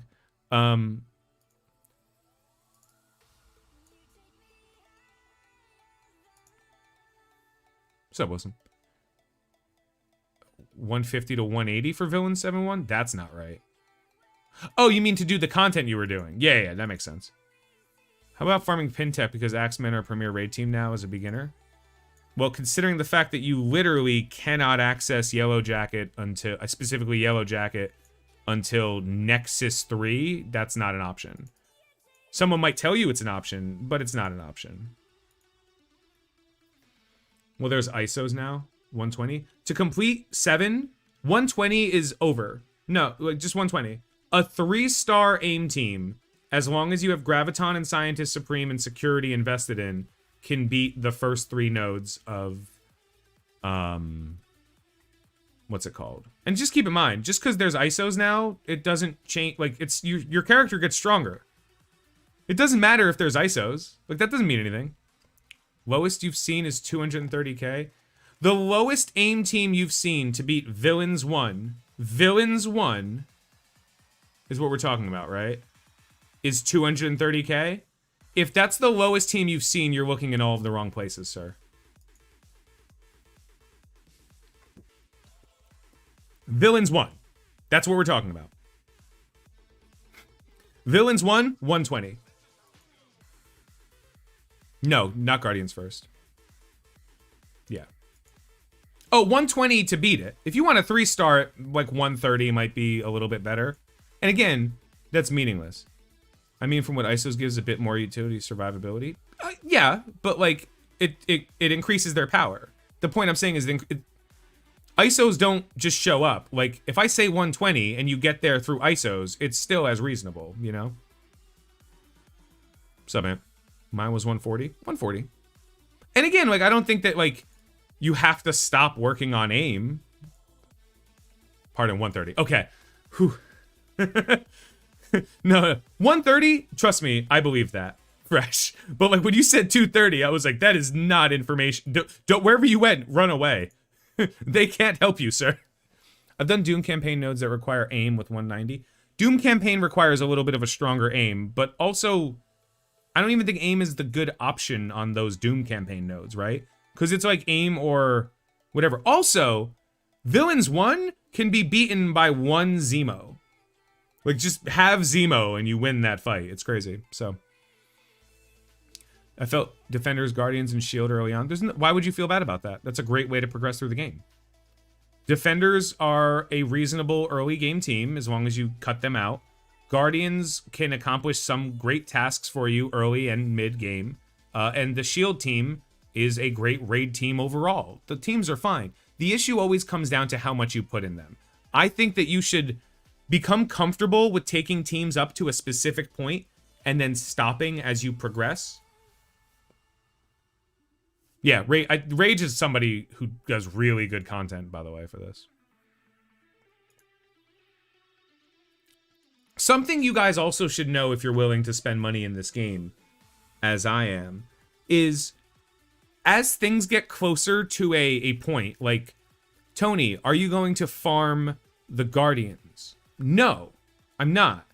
But I might spend $10 on Guardians orbs if it comes really close to the Star Wars event. Do you know what I mean?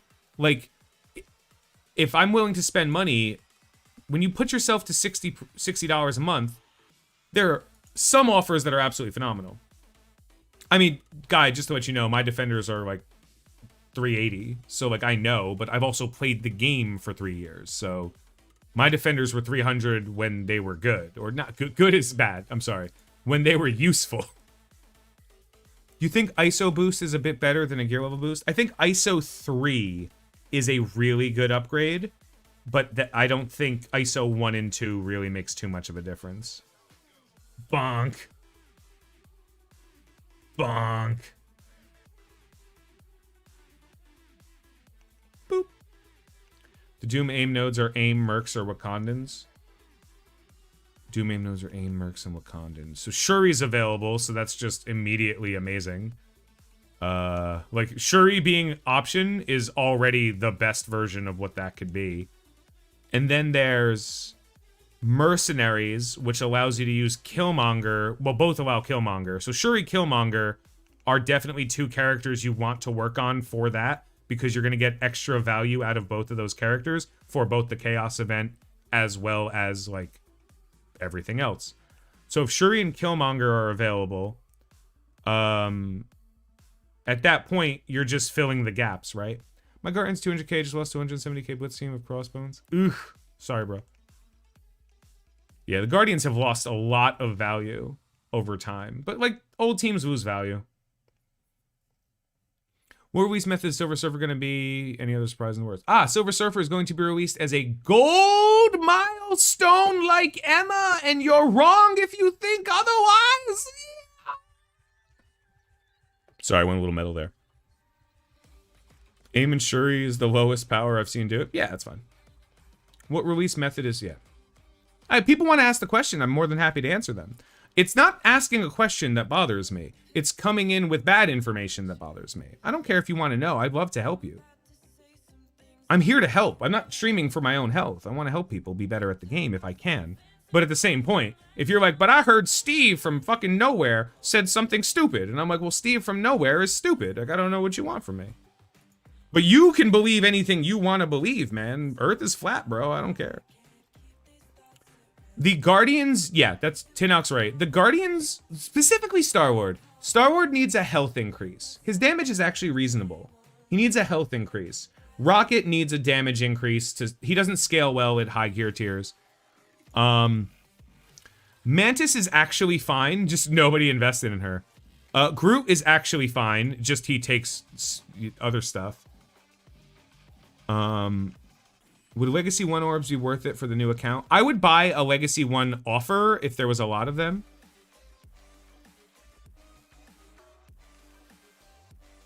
Don't say that. Denying science is dangerous and shouldn't be joked about. It's the same fundamentally. It's fundamentally the same thing. If you choose to deny science, like, it doesn't matter. It's the same conversation. You're denying science by believing in fiction. It doesn't matter what the topic is. Root takes too much useful gear. That's actually true. Oh, I'm not going to win this. There's no money in making gold teams better. That's not true. There's a lot of money in making gold teams better. There's a ton of money making old teams better. Like Ravagers, like AIM was a ton of money. Because it's not, you have to look at it from two perspectives. The amount of people willing to spend money today and the amount of people that will have to spend money over time. AIM's rework.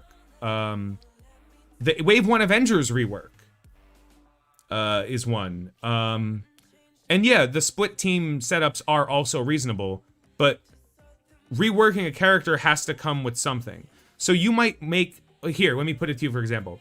If you were to release an additional Guardian of the Galaxy, right? We'll say Adam Warlock. Then by reworking the Guardians of the Galaxy, people who had previously skipped on them now find themselves having to work more on them. And it improves the overall quality of the sale of a character if something works with them. Yeah. So there is money to be made in remaking. Avengers was good, not that many T4. Avengers rework was really good. The Avengers rework was really good. I think people are still over excited for them as a team. Like, I don't think they're as good as some people seem to think they are. But I think that for starting the game... Thanks, Ant. I think they're pretty reasonable. Well, we're not here to talk about Scopely. If we were here to talk about Scopely, this would be a very different video series. We're here to talk about the game. And I can tell you in all honesty, without pretending for a minute, that I love this game. I think this game is great. I think that the character models, the play, all of it are truly amazing. I think it's a very fun game. And then we have the problem of management, and management takes the fun away from the parts of the game that could be. You're gonna restart for offers? It's a great question. I should do that. Yeah. So again, I'm using the Amazon App Store. For anyone who doesn't know, there's a link to it in the description. And I spent, right now I spent $50. I'm sorry, I spent $40, $42 for $50 in credit.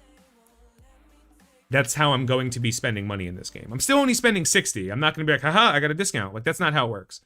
I'm buying $60 worth of stuff in this. I'm going to have a counter right here that will update with how much money I spend. The Skilletary rework looks to be promising from what I've seen.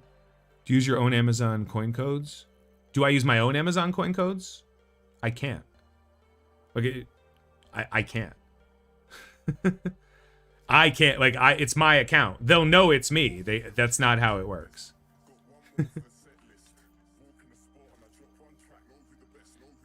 But, like, I like it. I like the Amazon store. I like it for other stuff, too. Like, I use this... Basically, if you like to spend a lot of money, Amazon coins will save you a ton. If you don't spend a lot of money, Amazon coins aren't going to save you that much. $42 for $50 is not the best deal.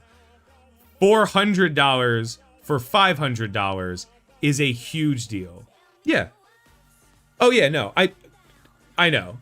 My Amazon account is pretty okay right now. Like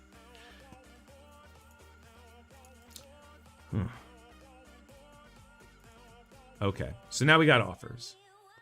So let's start. Oh my god, these are $2 now?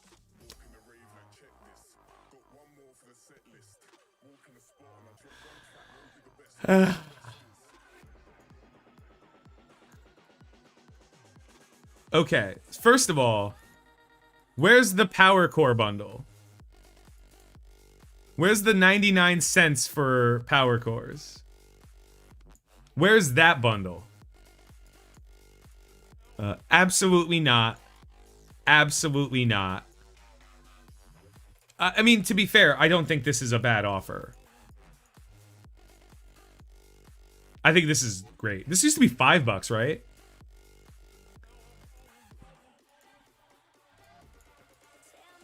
Yeah, there's a 99 cent for 1,000 Power Core bundle.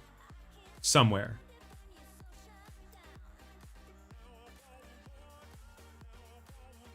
Manglement? I've seen that. Venom is good, right? In the early game, Venom is significantly better than most other options. Yeah, the offers, let me clarify. The what you get for what you spend are great. However, specifically Deadpool, well, specifically Vision is a fundamentally useless character. Like, he doesn't make too much of a difference. He will in the future, but not anytime soon. And Deadpool, while it is good value to get him early, like you're I don't think you're gonna regret it. Like it's $2.99. You're not gonna regret buying it. You're not gonna regret not buying it. You know, you'll be fine. Venom offer though, absolutely being purchased, no question. $2.99 for that Venom offer. Venom is too good an early game character, too good a villain. Super huge. Where do I use Vision? Vision is the last member of my Guardians of the Galaxy team.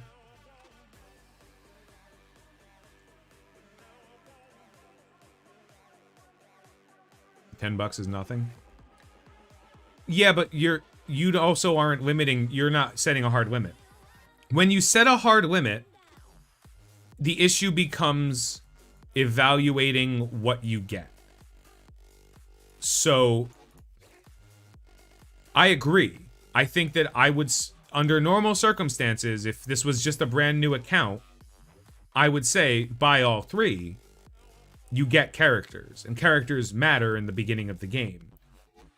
If you're limiting, if you have a budget, which I have, and most people do, spending money for the sake of getting something is not inherently better than, like, I always use this argument. It's 3 copies of Time Cop. Does Vision offer anything much to Guardians? No, my Guardians carry him. Does that make sense? The Guardians don't need anything because they can win on their own, so Vision just shows up to carry them. If that makes sense. Can I do this? No. Let's work on our characters a little bit. Yeah, no, I said I would buy them. Yeah. I'm just making the cross investment because you mentioned $10 is nothing. And again, if you're comfortable with spending money that isn't great but is good, like that's fine too. I can't stop you. Honestly, that Vision offer might be worth it on the cores alone, but like $2.99 for 225 cores might be worthwhile. Thank you, Beaver. I use the Time Cop argument. If you can spend $5.99 or $4.99 for a copy of Time Cop, or $8.99 for 3 copies of Time Cop. If you don't know what Time Cop is, you're too young. Which one do you buy? $4.99, like $8.99 for 3 copies of Time Cop is clearly a better deal. However, no one needs 1 copy of Time Cop, let alone 3, and nobody who watches Time Cop has friends to give them to. So, you're not saving money, you're spending more money than you need to. Now, fundamentally, you're saving money if you plan on buying Vision and like you're getting a better deal, but ultimately, if you don't plan on working on Vision, then you're wasting money, you know? But buy 3 and sell 2 for $4 each. I don't know what world you living in where the market for Time Cop is so dense that you could buy these bundles and then hawk the rest, man. Time Cop isn't a video game. No, it's a terrible movie with Jean-Claude Van Damme. Terrible movie. Google it. Will you try to be competitive in Arena? Depends on what your definition of the word competitive is. I will, I won't spend resources. Like, it's all gonna come down to money, right? It's all gonna come down to money. If I could do a little bit better in Arena, and that would give me, hypothetically, just throwing it out there, an extra 750 power cores a month, then that would give me $10 worth of value. So then, what are those extra 700 and yeah, I'm buying Venom soon.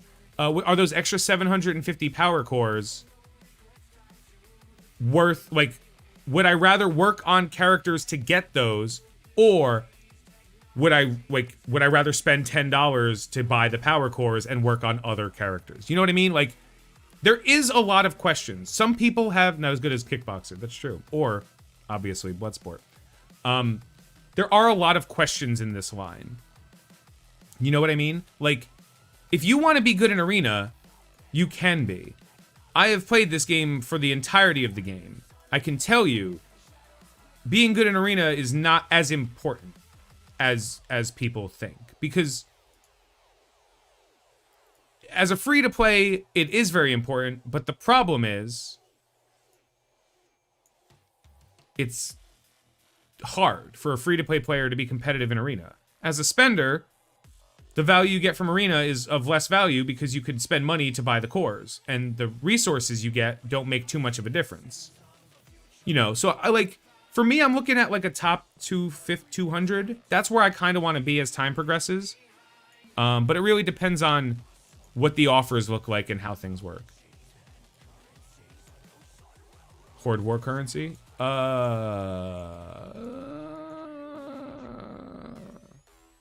Maybe.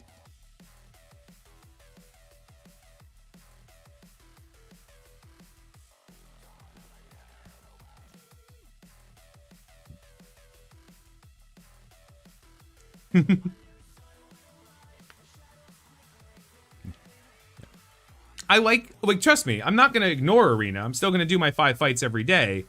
I want the resources. But look at it like this. If it costs me a week's worth of resources to be able to punch up this much more, it's not a one-time buy. So if I'm working on characters that I want to work on anyway for one reason or another, and that team is good in Arena, then we're great.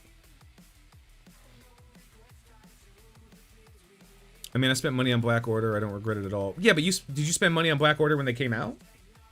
You know what I mean? Because, like, right now, Black Order ain't nothing in my main Arena shard anyway. But, like, yeah, like, obviously, if you're getting Black Order and no one else is, you're going to be stronger until people pick up intelligence. Like, for example, the Black Order team can be easily beaten by Sinister, Emma, Ultron, Dr. Octopus, and Black Bolt. Yeah, if you get a good pull, lean into your good pull, but I think people overvalue I spent on Black Order. Yeah, so no, guy with sword. You've had it Black Order for almost a year. It's 9 months of Black Order. That's not the same, dude. You know what I mean? Like that's like people who invested in the BKT before U7 came out. Like, yeah, it was really good then. Like, you wouldn't invest in the BKT now. You know what I mean? Like, they're not as good. They're useful, but they're not nearly as good as they used to be. Dr. Octagonopus. Where's my soundbite for that? Dr. Octagonopus! Alright, we got this. Wait, do I not have enough of these? Crossbones, I need you. Wait, do I not have Equip All yet? What happened to Equip All? When do I unlock Equip All? I feel like I forgot this the last time, too. When I did the free-to-play account. Like, why don't I have access to Equip All right now? I feel like it's okay to give me that. Alright, so I don't really need to worry about the extra shards on those guys.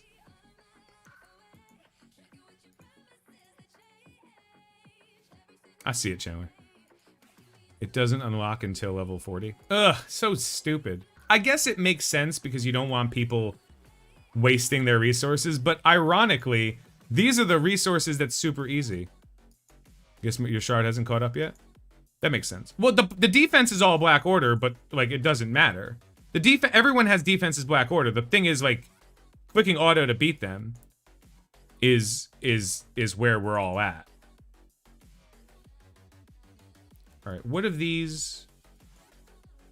Alright, skip back. Equip All has to be earned like save squats. Ugh. You hurt me with your words, sir. You wound me. Oh, look, I leveled again. I just want to get to level 10. I'm going to go a little bit long on this first one, because I just want to get through as much as I can. But I am going to keep playing after this is done. Why can't I equip all? Yeah, and again... Literally, if there's a green circle around the character and they're level 10 or so, nothing you did wasted that. Nothing you did was a waste. Is there a better defensive team than Black Order right now? Yes. But I can't talk about it. But, like, the question is... No, I haven't made my purchase yet. The issue is less about is there a better defensive team, because the point is the Black Order is not a good defensive team. But they were. So in the beginning, for a while ago, like since the beginning of Black Order, the way the Black Order worked was, if you had the Black Order, more or less you had to have another Black Order to beat them. The cool thing is, the Black Order could punch up against another Black Order a very large amount.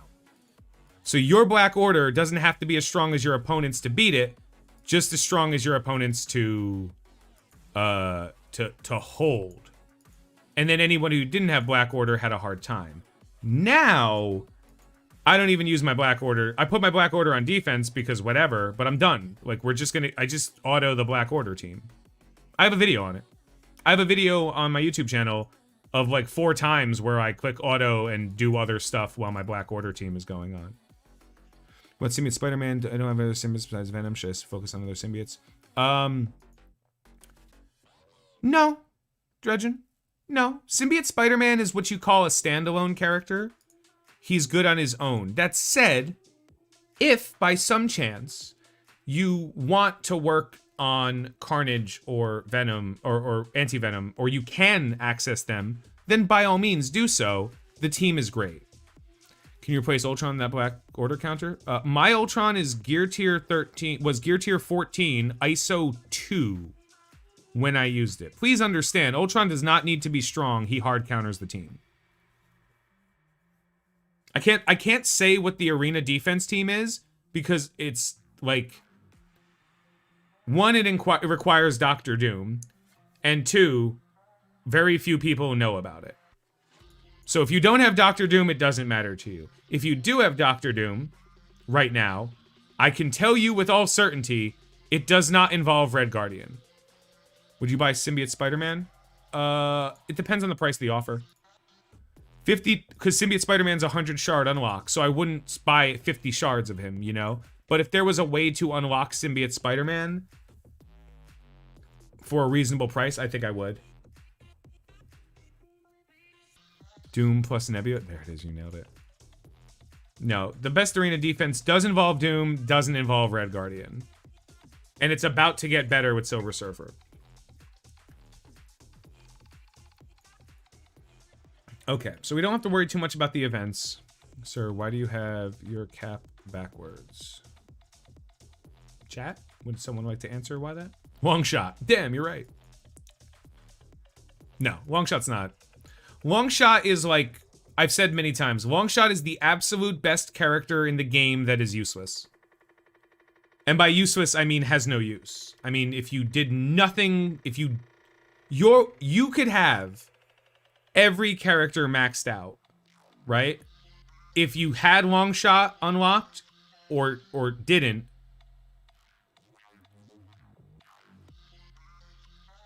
it wouldn't matter. Yeah, Red Guardian is a red herring.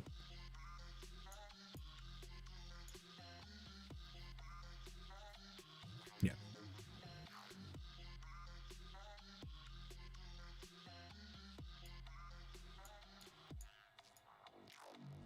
Yeah, if you DM me, I'll tell you something. I'll tell you what I've seen. But again, like, power is the most important thing. I thought long shot. Long shot is the most fun character that has no purpose. He's super fun. But like, if you never touched him, you'd be fine. And like, not even fine, you'd be fine. Like, totally fine. Is long shot still going to be useless after Polaris and Multiple come out? No. No. Be a good arena character. He's not like She-Hulk useless, you know? Will you get into Blitz before Sunday? Yes, I will get into Blitz before Sunday. Remember, your 30 days start from the second you enter Blitz, not from the second you start the game.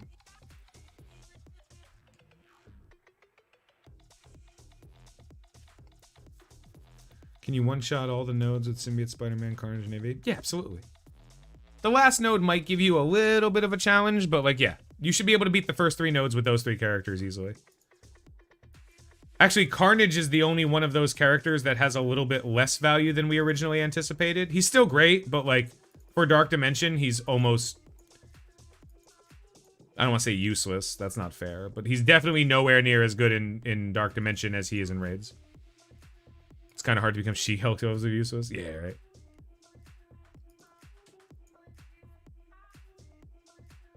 Is 30 days anymore with the level limit? Is it 30 days anymore or level limit when you reach the beginner shark? It is specifically 30 days after you start. 30 days after the first blitz you enter. Maybe it's 35 days. I don't remember specifically how long it is, but it's not a level limit.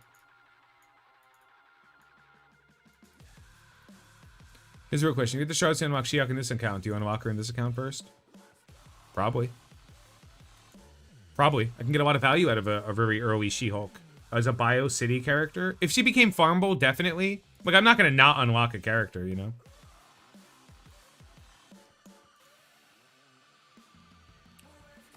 Carnage deal just popped up as you were talking about him. Yeah, he's, like, people...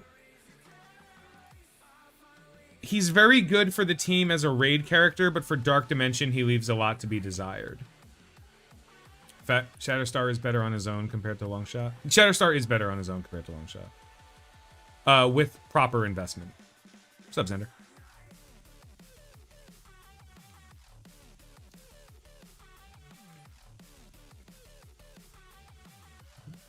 Would you say that Anti-Venom is top 5 healers in the game? Not even adjacent. He's not even, like, if there's a top 5 list, Anti-Venom's looking at it. Top healers in the game? No, not even close. I do think, however, not as a healer, I think as a brawler, even though I know, but I think as a brawl, like as a damage dealer and controller, I think he's very good.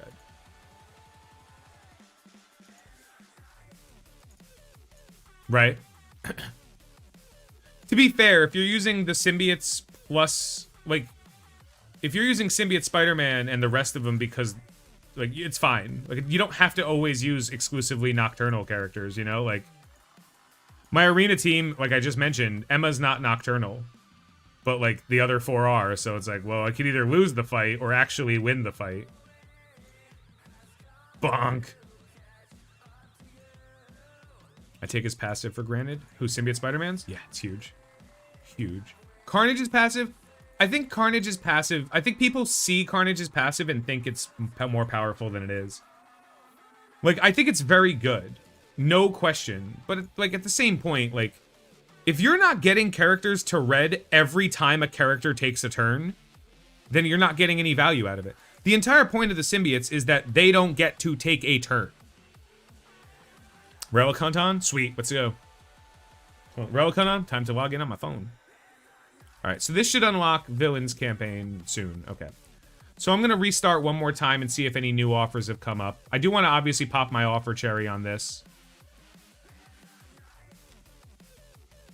How much investment would you recommend then for a solo Shatterstar? 0. We don't invest in characters in this game. We invest in teams. Very few characters can be invested in beyond the power of their team. But we invest in teams here. So I would not invest in... If I had no intention of investing in Shatterstar or Longshot, either of them, or both of them, I wouldn't invest in either of them. Regardless of red stars, one of the biggest mistakes I see a lot of people make is they pull high red stars in a character and go, well, now I got to invest in him. Like, yeah. I pulled a 7 red star Yelena the day I pulled out and was like, well, I wish you didn't suck. My priority list for recommendations regarding Dark Dimension characters are Symbiote Spider-Man, Anti-Venom, right?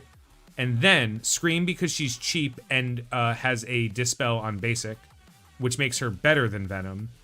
Then Venom, then Carnage. Venom has a little bit more sustainability though, but he's also more expensive than Scream. I think he's 54, but I don't know. Blitz beginner starts switched over to level 60 when you unlock Blitz Sim.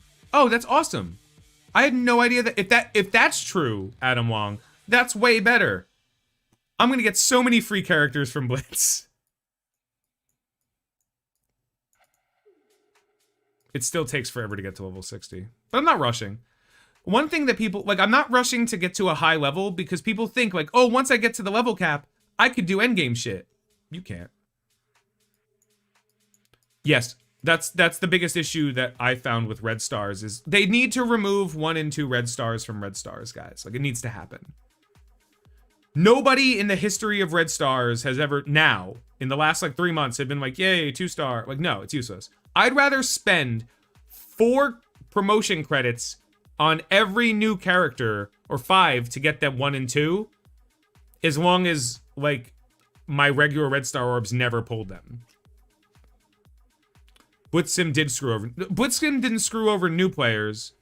Blitzsim screwed over the majority of the player base by a huge margin. Blitzsim made the game worse for significantly more players than made the game better for. And that's like, that's math. You can just do math on that one and be like, yeah, obviously. Oh, let's buy that offer. Okay, so now we're going to buy our first offers. So let's start with the Venom offer. Okay, so I guess this was the first offer I was going to buy, even though it's not the first one I wanted to. This costs 299 coins. I would like to buy this, sir. Done. Can I buy it again? No. New season of RTA is live? Really? Yay! Okay.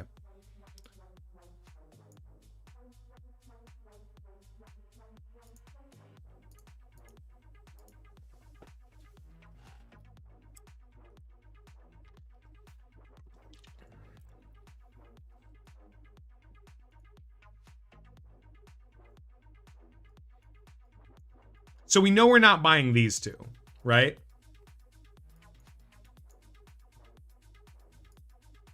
I mean, it wasn't a bet. I specifically would not have bought this first.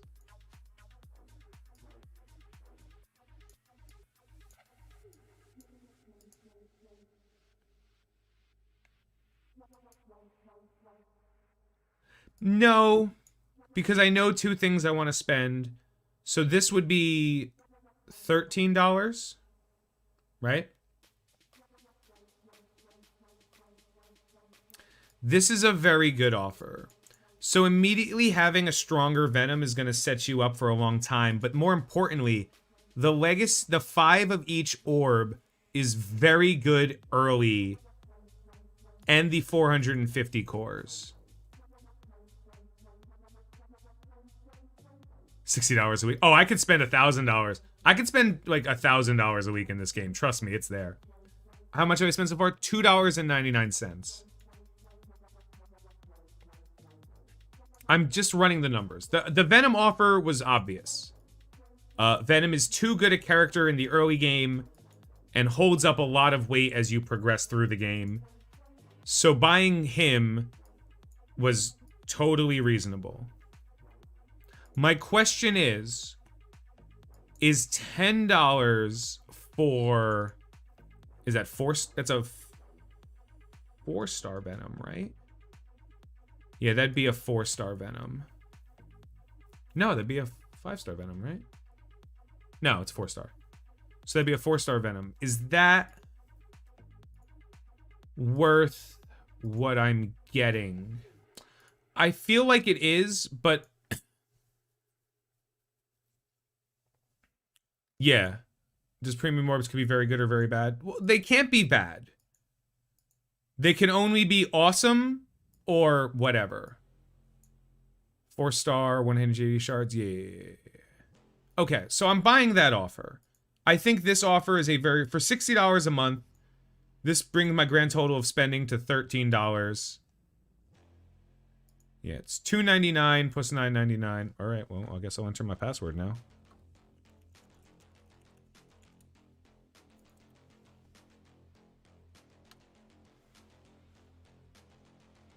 Taking your... No, take your time, game.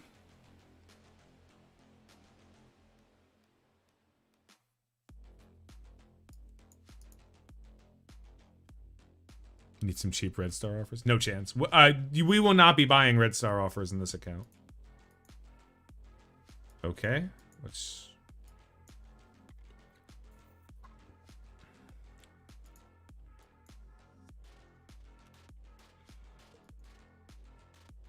I want to buy this. Oh, I did buy it. Okay, cool. Okay, so that's it. So we're $13 spent. Of 60. $47 left in the pool. Now let's play this little game. Let's bring him up because this is fine. We're gonna lean on him pretty hard for the rest of this game.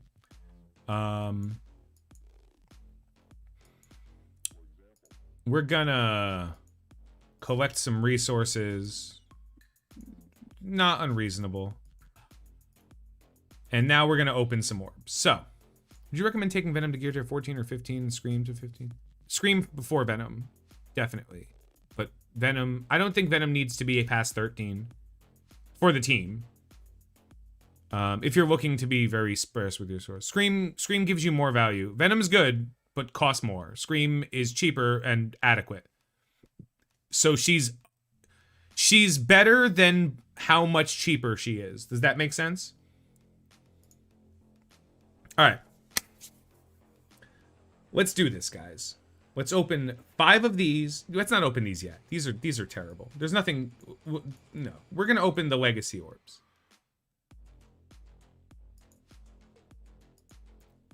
So whatever, useless.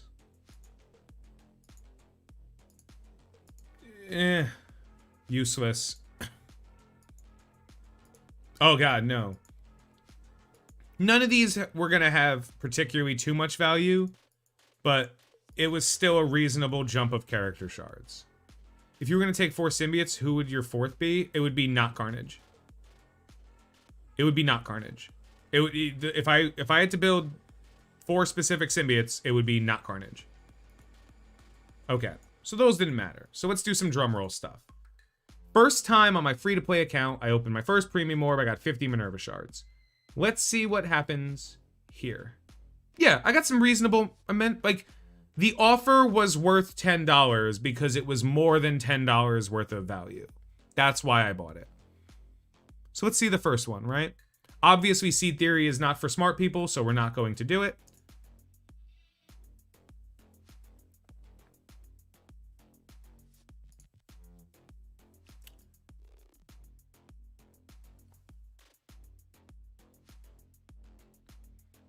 Okay.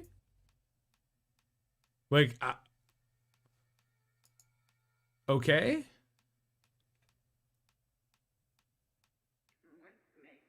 I'm not mad.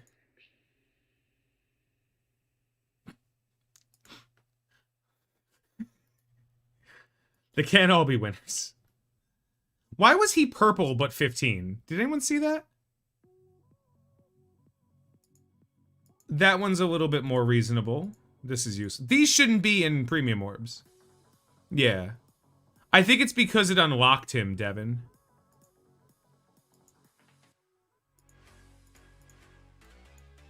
Nope, it's not. Premium orbs. Alright, is the last one.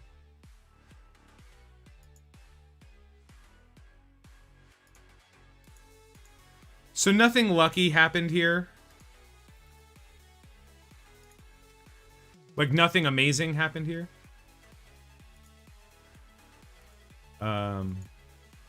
But we can quick recruit. We're just going to leave a lot of these guys in the dumpster for a while. We're not going to spread ourselves too thin. So there's no... I just want to make sure that they haven't added... Yeah, okay. So we're done. We're not spending any more money. We got a decent chunk of cores. We're claiming some achievements. This is all day 1 stuff, and I still have a ton of energy to move with. So we have Venom, we have Spider-Man. Let's strap the boots on this guy. Yeah, weird. I don't know. That seemed very weird. We all saw that, right?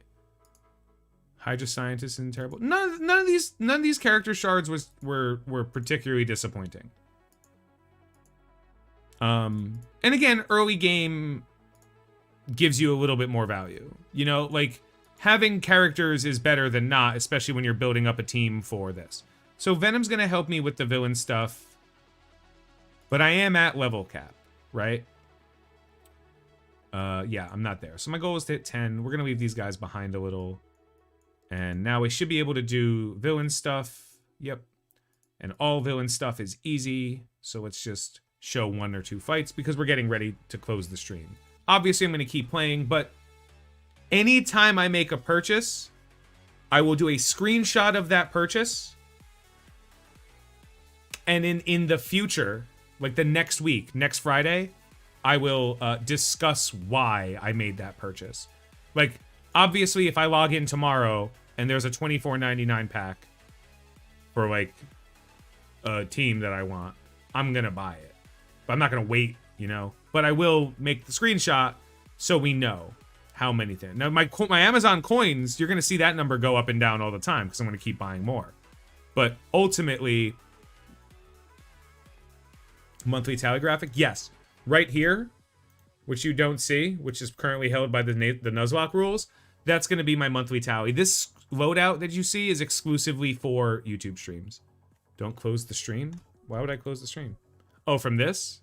No, we don't fix that problem anymore. We don't have that problem anymore.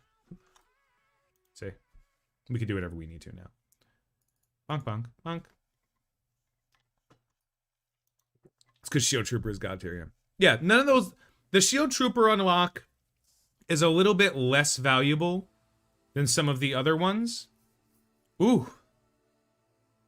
You guys are being very rude to me.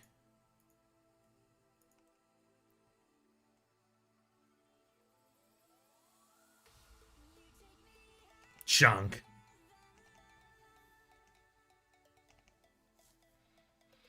Is Red Guardian worth investing in at all, in your opinion? Today,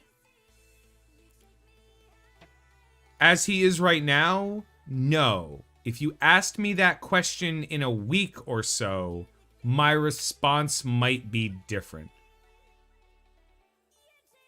Hydra with Red Skull is one of the new player offers. Yeah, but that's a $50 offer, and while I do think it is a good deal of $50, I think you get a lot for $50. I don't think that particular team benefits you. Like, I think that $24.99 packs for Asgardians, right? That's $24.99, right?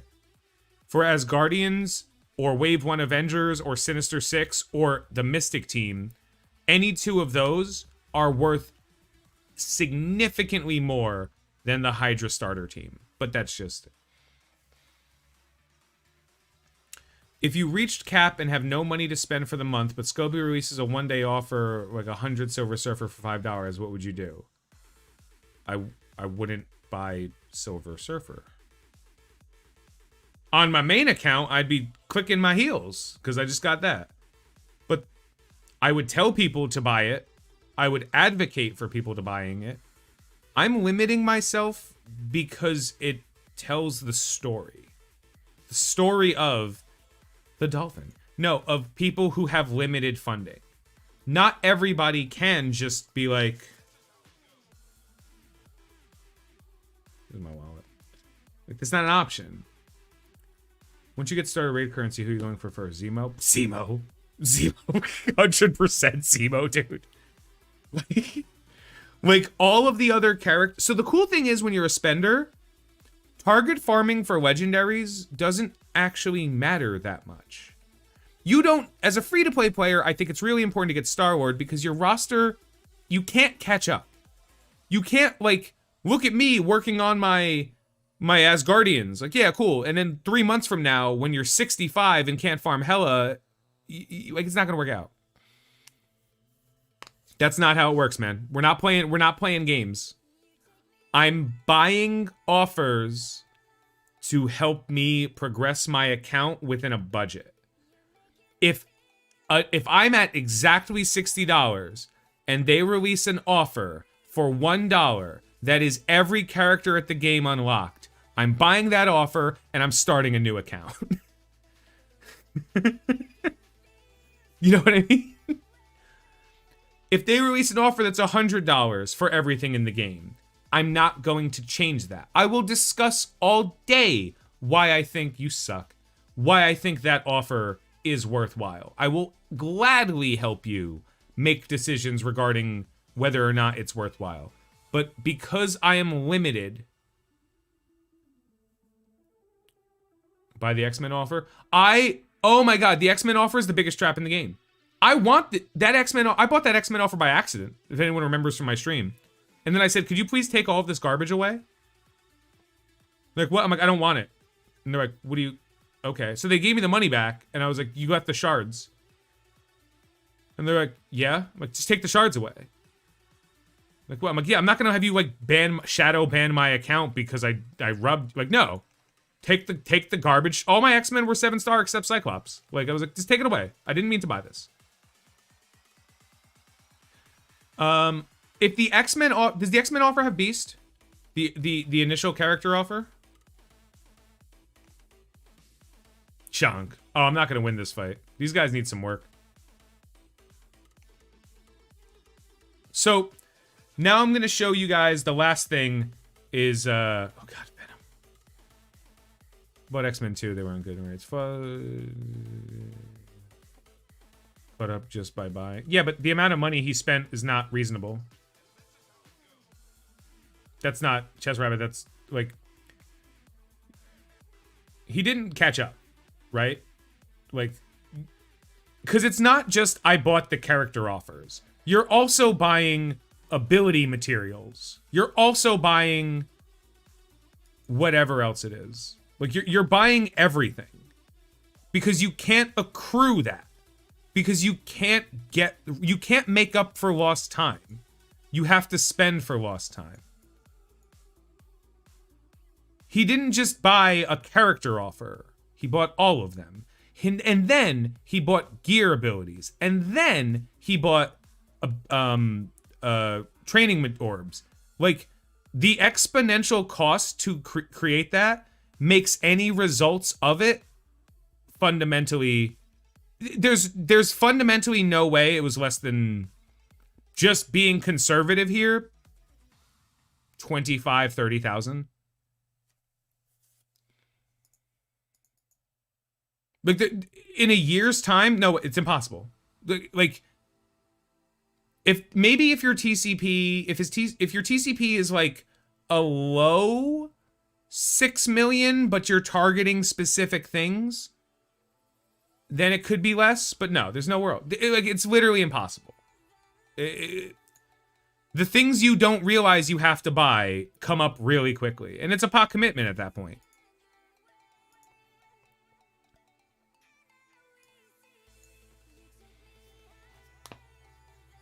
Yeah.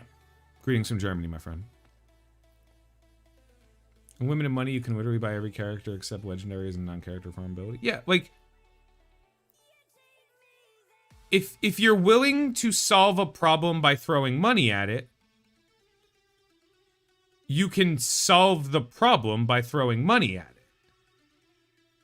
Because it you know, we said predictions on the Minerva Blitz to get 45 shards. Oh, I don't do predictions on Blitz anymore.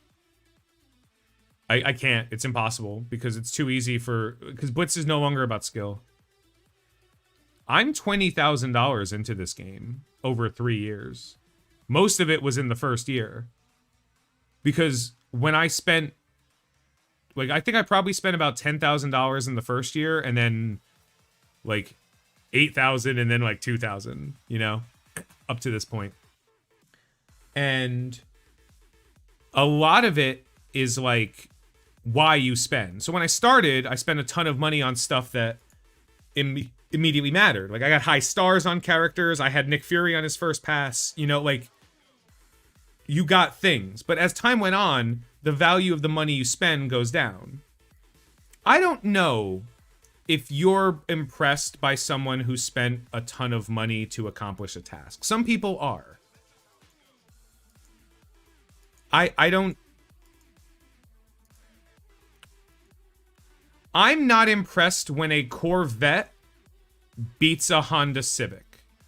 I am impressed when a Honda Civic beats a Corvette. One of them is designed to be fast. One of them is not. So, driving a Corvette and beating a car that is not a Corvette, Lamborghini, pick whatever you want, means nothing. You have it, it's cool, but that doesn't matter. Same for same. And that's what it comes down to me. I'm impressed by things that showcase skill, talent, understanding, whatever. But that's just me. I'm not easy to please. Some people are.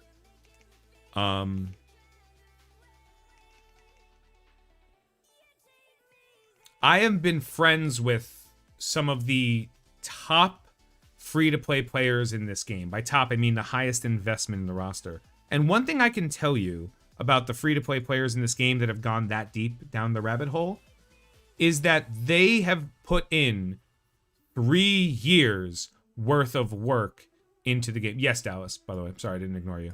I didn't see it. They have put in more work than I have over 3 years because I used money to cover up the work. I'd never top 100 okay, the first year I was top 100, top 10, top 20 blitzes. But after that, I top 1500, top 2000, top 1%, whatever the payout was now. That's what I was getting because that's all I needed. Because I needed like an extra 85, 100 shards, you know? Yeah. Any thoughts on how to counter the diluted value of orbs as the roster size continually grows larger? Yes. But there's no way as a player to do that. There's the way that the game can do, which is what I'm currently discussing with some other people. Hey, look, Wolverine. Or trying my best to. Bonk and bonk. The biggest way to... So the biggest issue in the game is that there's this weird, inaccurate thought pattern that says if you work on the best characters or you start the game and work on getting the best characters, you will be good. That is very true. If you are willing to spend the money to shrink the time down to a nigh ridiculous pool. Anybody who has the Black Order in the first 6 months of their play will absolutely eclipse their arena shard and the average person's power that they're with. Absolutely. Like, no question. Right? Because the people who are around you are nowhere near that. Now, same conversation. If it's a year plus until you get the Black Order, what happens in 3 months, 2 months from now, 2 months from now, when the Black Order is no longer the team that they are? When they're the BKT, when they're Phoenix and the X-Men, when they're a good team, but no longer the best team. Did you spend all of that time getting the last? The only takeaway I want people to have from this, it is a matter of opinion, so I can't really fault you for thinking otherwise. But if you're going to chase the meta, you will be chasing the entire time you play. You will eventually become more upset with the way the game goes. I have no end, there's no end game in sight. We are going to track we were going to track compared to my roster, compared to other points. Every week, at the end of the video, we're going to go back to where it was in the free-to-play, and we're going to do a comparison of what an amount of spending every week did. So once we are caught up, once we are 38 weeks, I think was the total run of my free-to-play account. Once we're at 38 weeks, we will see how much further along my roster is. We'll see if I'm stronger in one spot than I am in the other. We'll figure out those details. But there is no end game for this. This account's job is to showcase what reasonable spending can do if you're not like buying random stuff. And again, just like if you tier 4 something that isn't worthwhile, right? And it's kind of a waste. In the exact same way, if you don't spend or you lightly spend, you'll never have the newest meta. How can you compete? Well, the easy answer to that question is competition is a made-up space word that exclusively exists to convince people to spend money. Competition is not a real thing.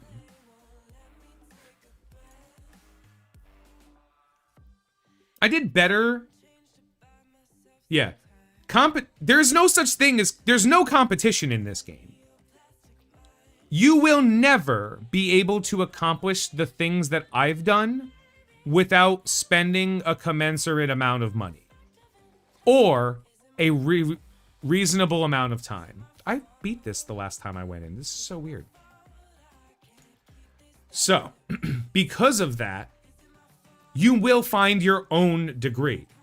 Competition is not... You're not competing. No one in this game is competing. You make up... The game tells you it's a competition, and you accept those terms. That's it. Rate Marvel Strike Force? Not really.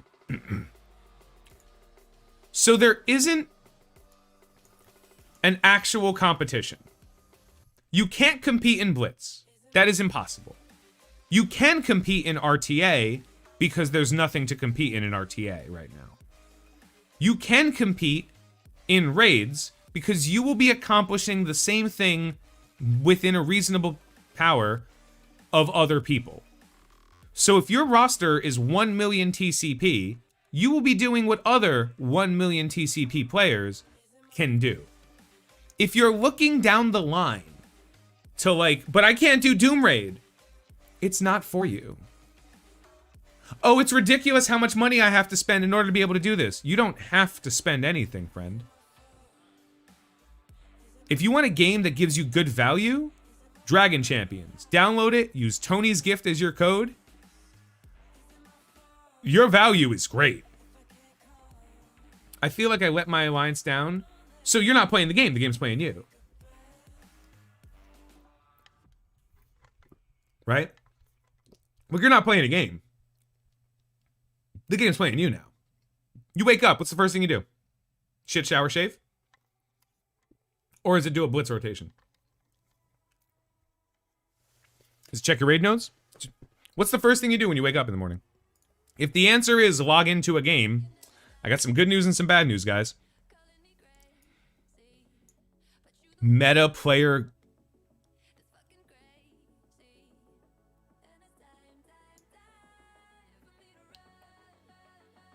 What is this?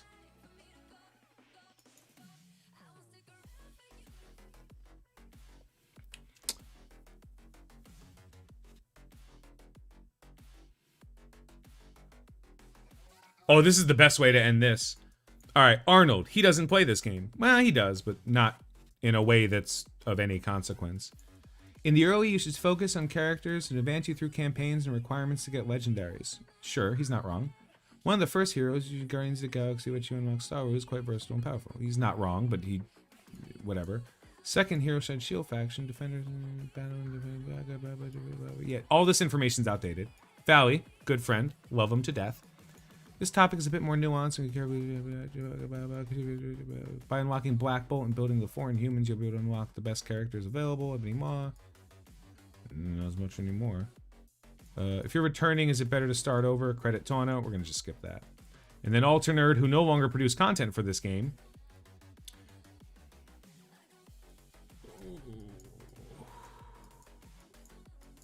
Could you imagine if you followed this advice? Like, just imagine how simple you have to be to take the advice of the game. You can make an argument. Everyone knows who Arnold is. Trust me, I've worked with him. He's great. I fucking love him. He is not a Marvel Strike Force content creator. Imagine, if you will, the game is not a competition. Dude, you decide what you're competing against. Yeah. Last piece of advice for anybody watching this before the stream ends. Do not ever take advice from the company that is selling you something. Don't do it. You can choose to take advice from people affiliated with the company. That's fine. You just have to accept the fact that if you pay me in one way or another to say something like Dragon Champions, that's forward. That's bought. Why I'm saying it is probably because maybe I believe it, but it's definitely because I'm getting paid to. Whatever that payment is, could be money, could be clout, could be details, could be in-game currency, doesn't matter. Do not ever take advice from any game that tells you how to play the game. Ever, under any circumstances. Ever. I don't even want you to take my advice. If in the perfect world, you'd see what I'm doing and be like, well, I don't agree with him, but I get it. That's my, like, perfect world. You'd watch my video and be like, I don't agree that what he's doing is right, but I understand why he's doing it. And then you'd go to somebody else and be like, well, I agree with why he's doing it, but I don't like that. It's kind of like how I never believe it when any content creators say they enjoyed and played Raid Shadow Legend. I actually did enjoy Raid Shadow Legend, but like I can't play it because the amount of money required is more than I want to spend. Do you know what I mean? Like, in order for me to play the game the way I want, I'd have to spend more money than I want to. So I play Star Wars Galaxy of Heroes as a free-to-play player, and I love it. But I don't play Star Wars Galaxy of Heroes as a free-to-play player for any other reason than I don't give EA money. It's a rule I have. I will give other people money who gave EA money. Like, I'll buy a secondary copy of something. I'll buy, you know, like a key. Like, that's fine. But none of my money will go to EA if I can avoid it. I don't like them. I don't support them. I understand that I'm one person and it doesn't matter. So it's not a boycott. I'm not trying to change the world. I'm just not letting my money go somewhere that I don't like. That's it. Eric, are you Trevor? My blackjack dealer told me to hit on 17. Yeah, right? I'd rather pay EA than Scopely at this point. Yeah, but like... Yeah. How many family vacations? Oh, Alex bringing back the family vacations. Last note on this as we go. We're going to do the end screen, guys. Thank you guys so much for hanging out with me tonight. Every Friday at 5 p.m. Eastern Time, I will be showcasing the updates to this. And obviously, I'll showcase a little bit of it during stream. I'm going to be playing every week. We're going to do more and more fun stuff with this. Patreons are here. There's actually more people than that list is showing. I'm reworking the design. I just wanted to make sure I had a good number of names. I didn't want like a whole design dedicated to like this much space. And it's like Steve. So like I just want to make sure everything works out for that. These are my socials. I literally don't post anything except funny memes and then like occasionally cool stuff that happens. So if you follow me, you're not going to be like notification. It's going to be like once or twice a month I'm going to say something funny. Except my YouTube, which obviously I post all the time on. That's pretty much everything I can show right now. I will be doing this for as long as I think you guys want to watch it. So thank you guys so much for hanging out with me on this one. The only other thing I can talk about is that in the future, you're going to start seeing a lot more videos with me and Valley Flying that have nothing to do with Marvel Strike Force. And one update to anyone who was honestly cool enough to hang out with me this long, you're going to see a little bit of a tone change of my YouTube. I'm still going to continue to produce the content that I believe the people actually want, which is information about the game with reasons why, as well as options outside of it. I have spreadsheets and plenty of things that you can look at as like reference, like, hey, this is good, or this is it. I said many times, I don't want to make you the best player. I want you to make you a player that's better than the rest of players. That's my goal. So you're going to see a little bit of a tone change. I'm going to continue to release content, but overall, I don't necessarily think that the game has moved to the point where there's a ton of good information anymore.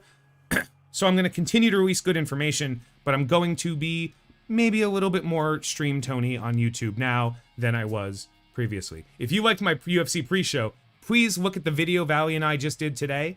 I can't link it because it's not up. Please look at the video that Valley and I did today. we discussed the Jan Aljamain Silva, whatever. Aljamain fucking disqualification. It's like a 20-minute video, I think, but like we are on very different sides of this. So have a good night, guys. Have a great day. Please enjoy yourself. Be safe over the weekend. You know me, I drop in on Twitch when I have fun stuff to play. If you haven't played Valheim or Outriders, both of those games are great. Check them out. That's not even a sponsor. I'm just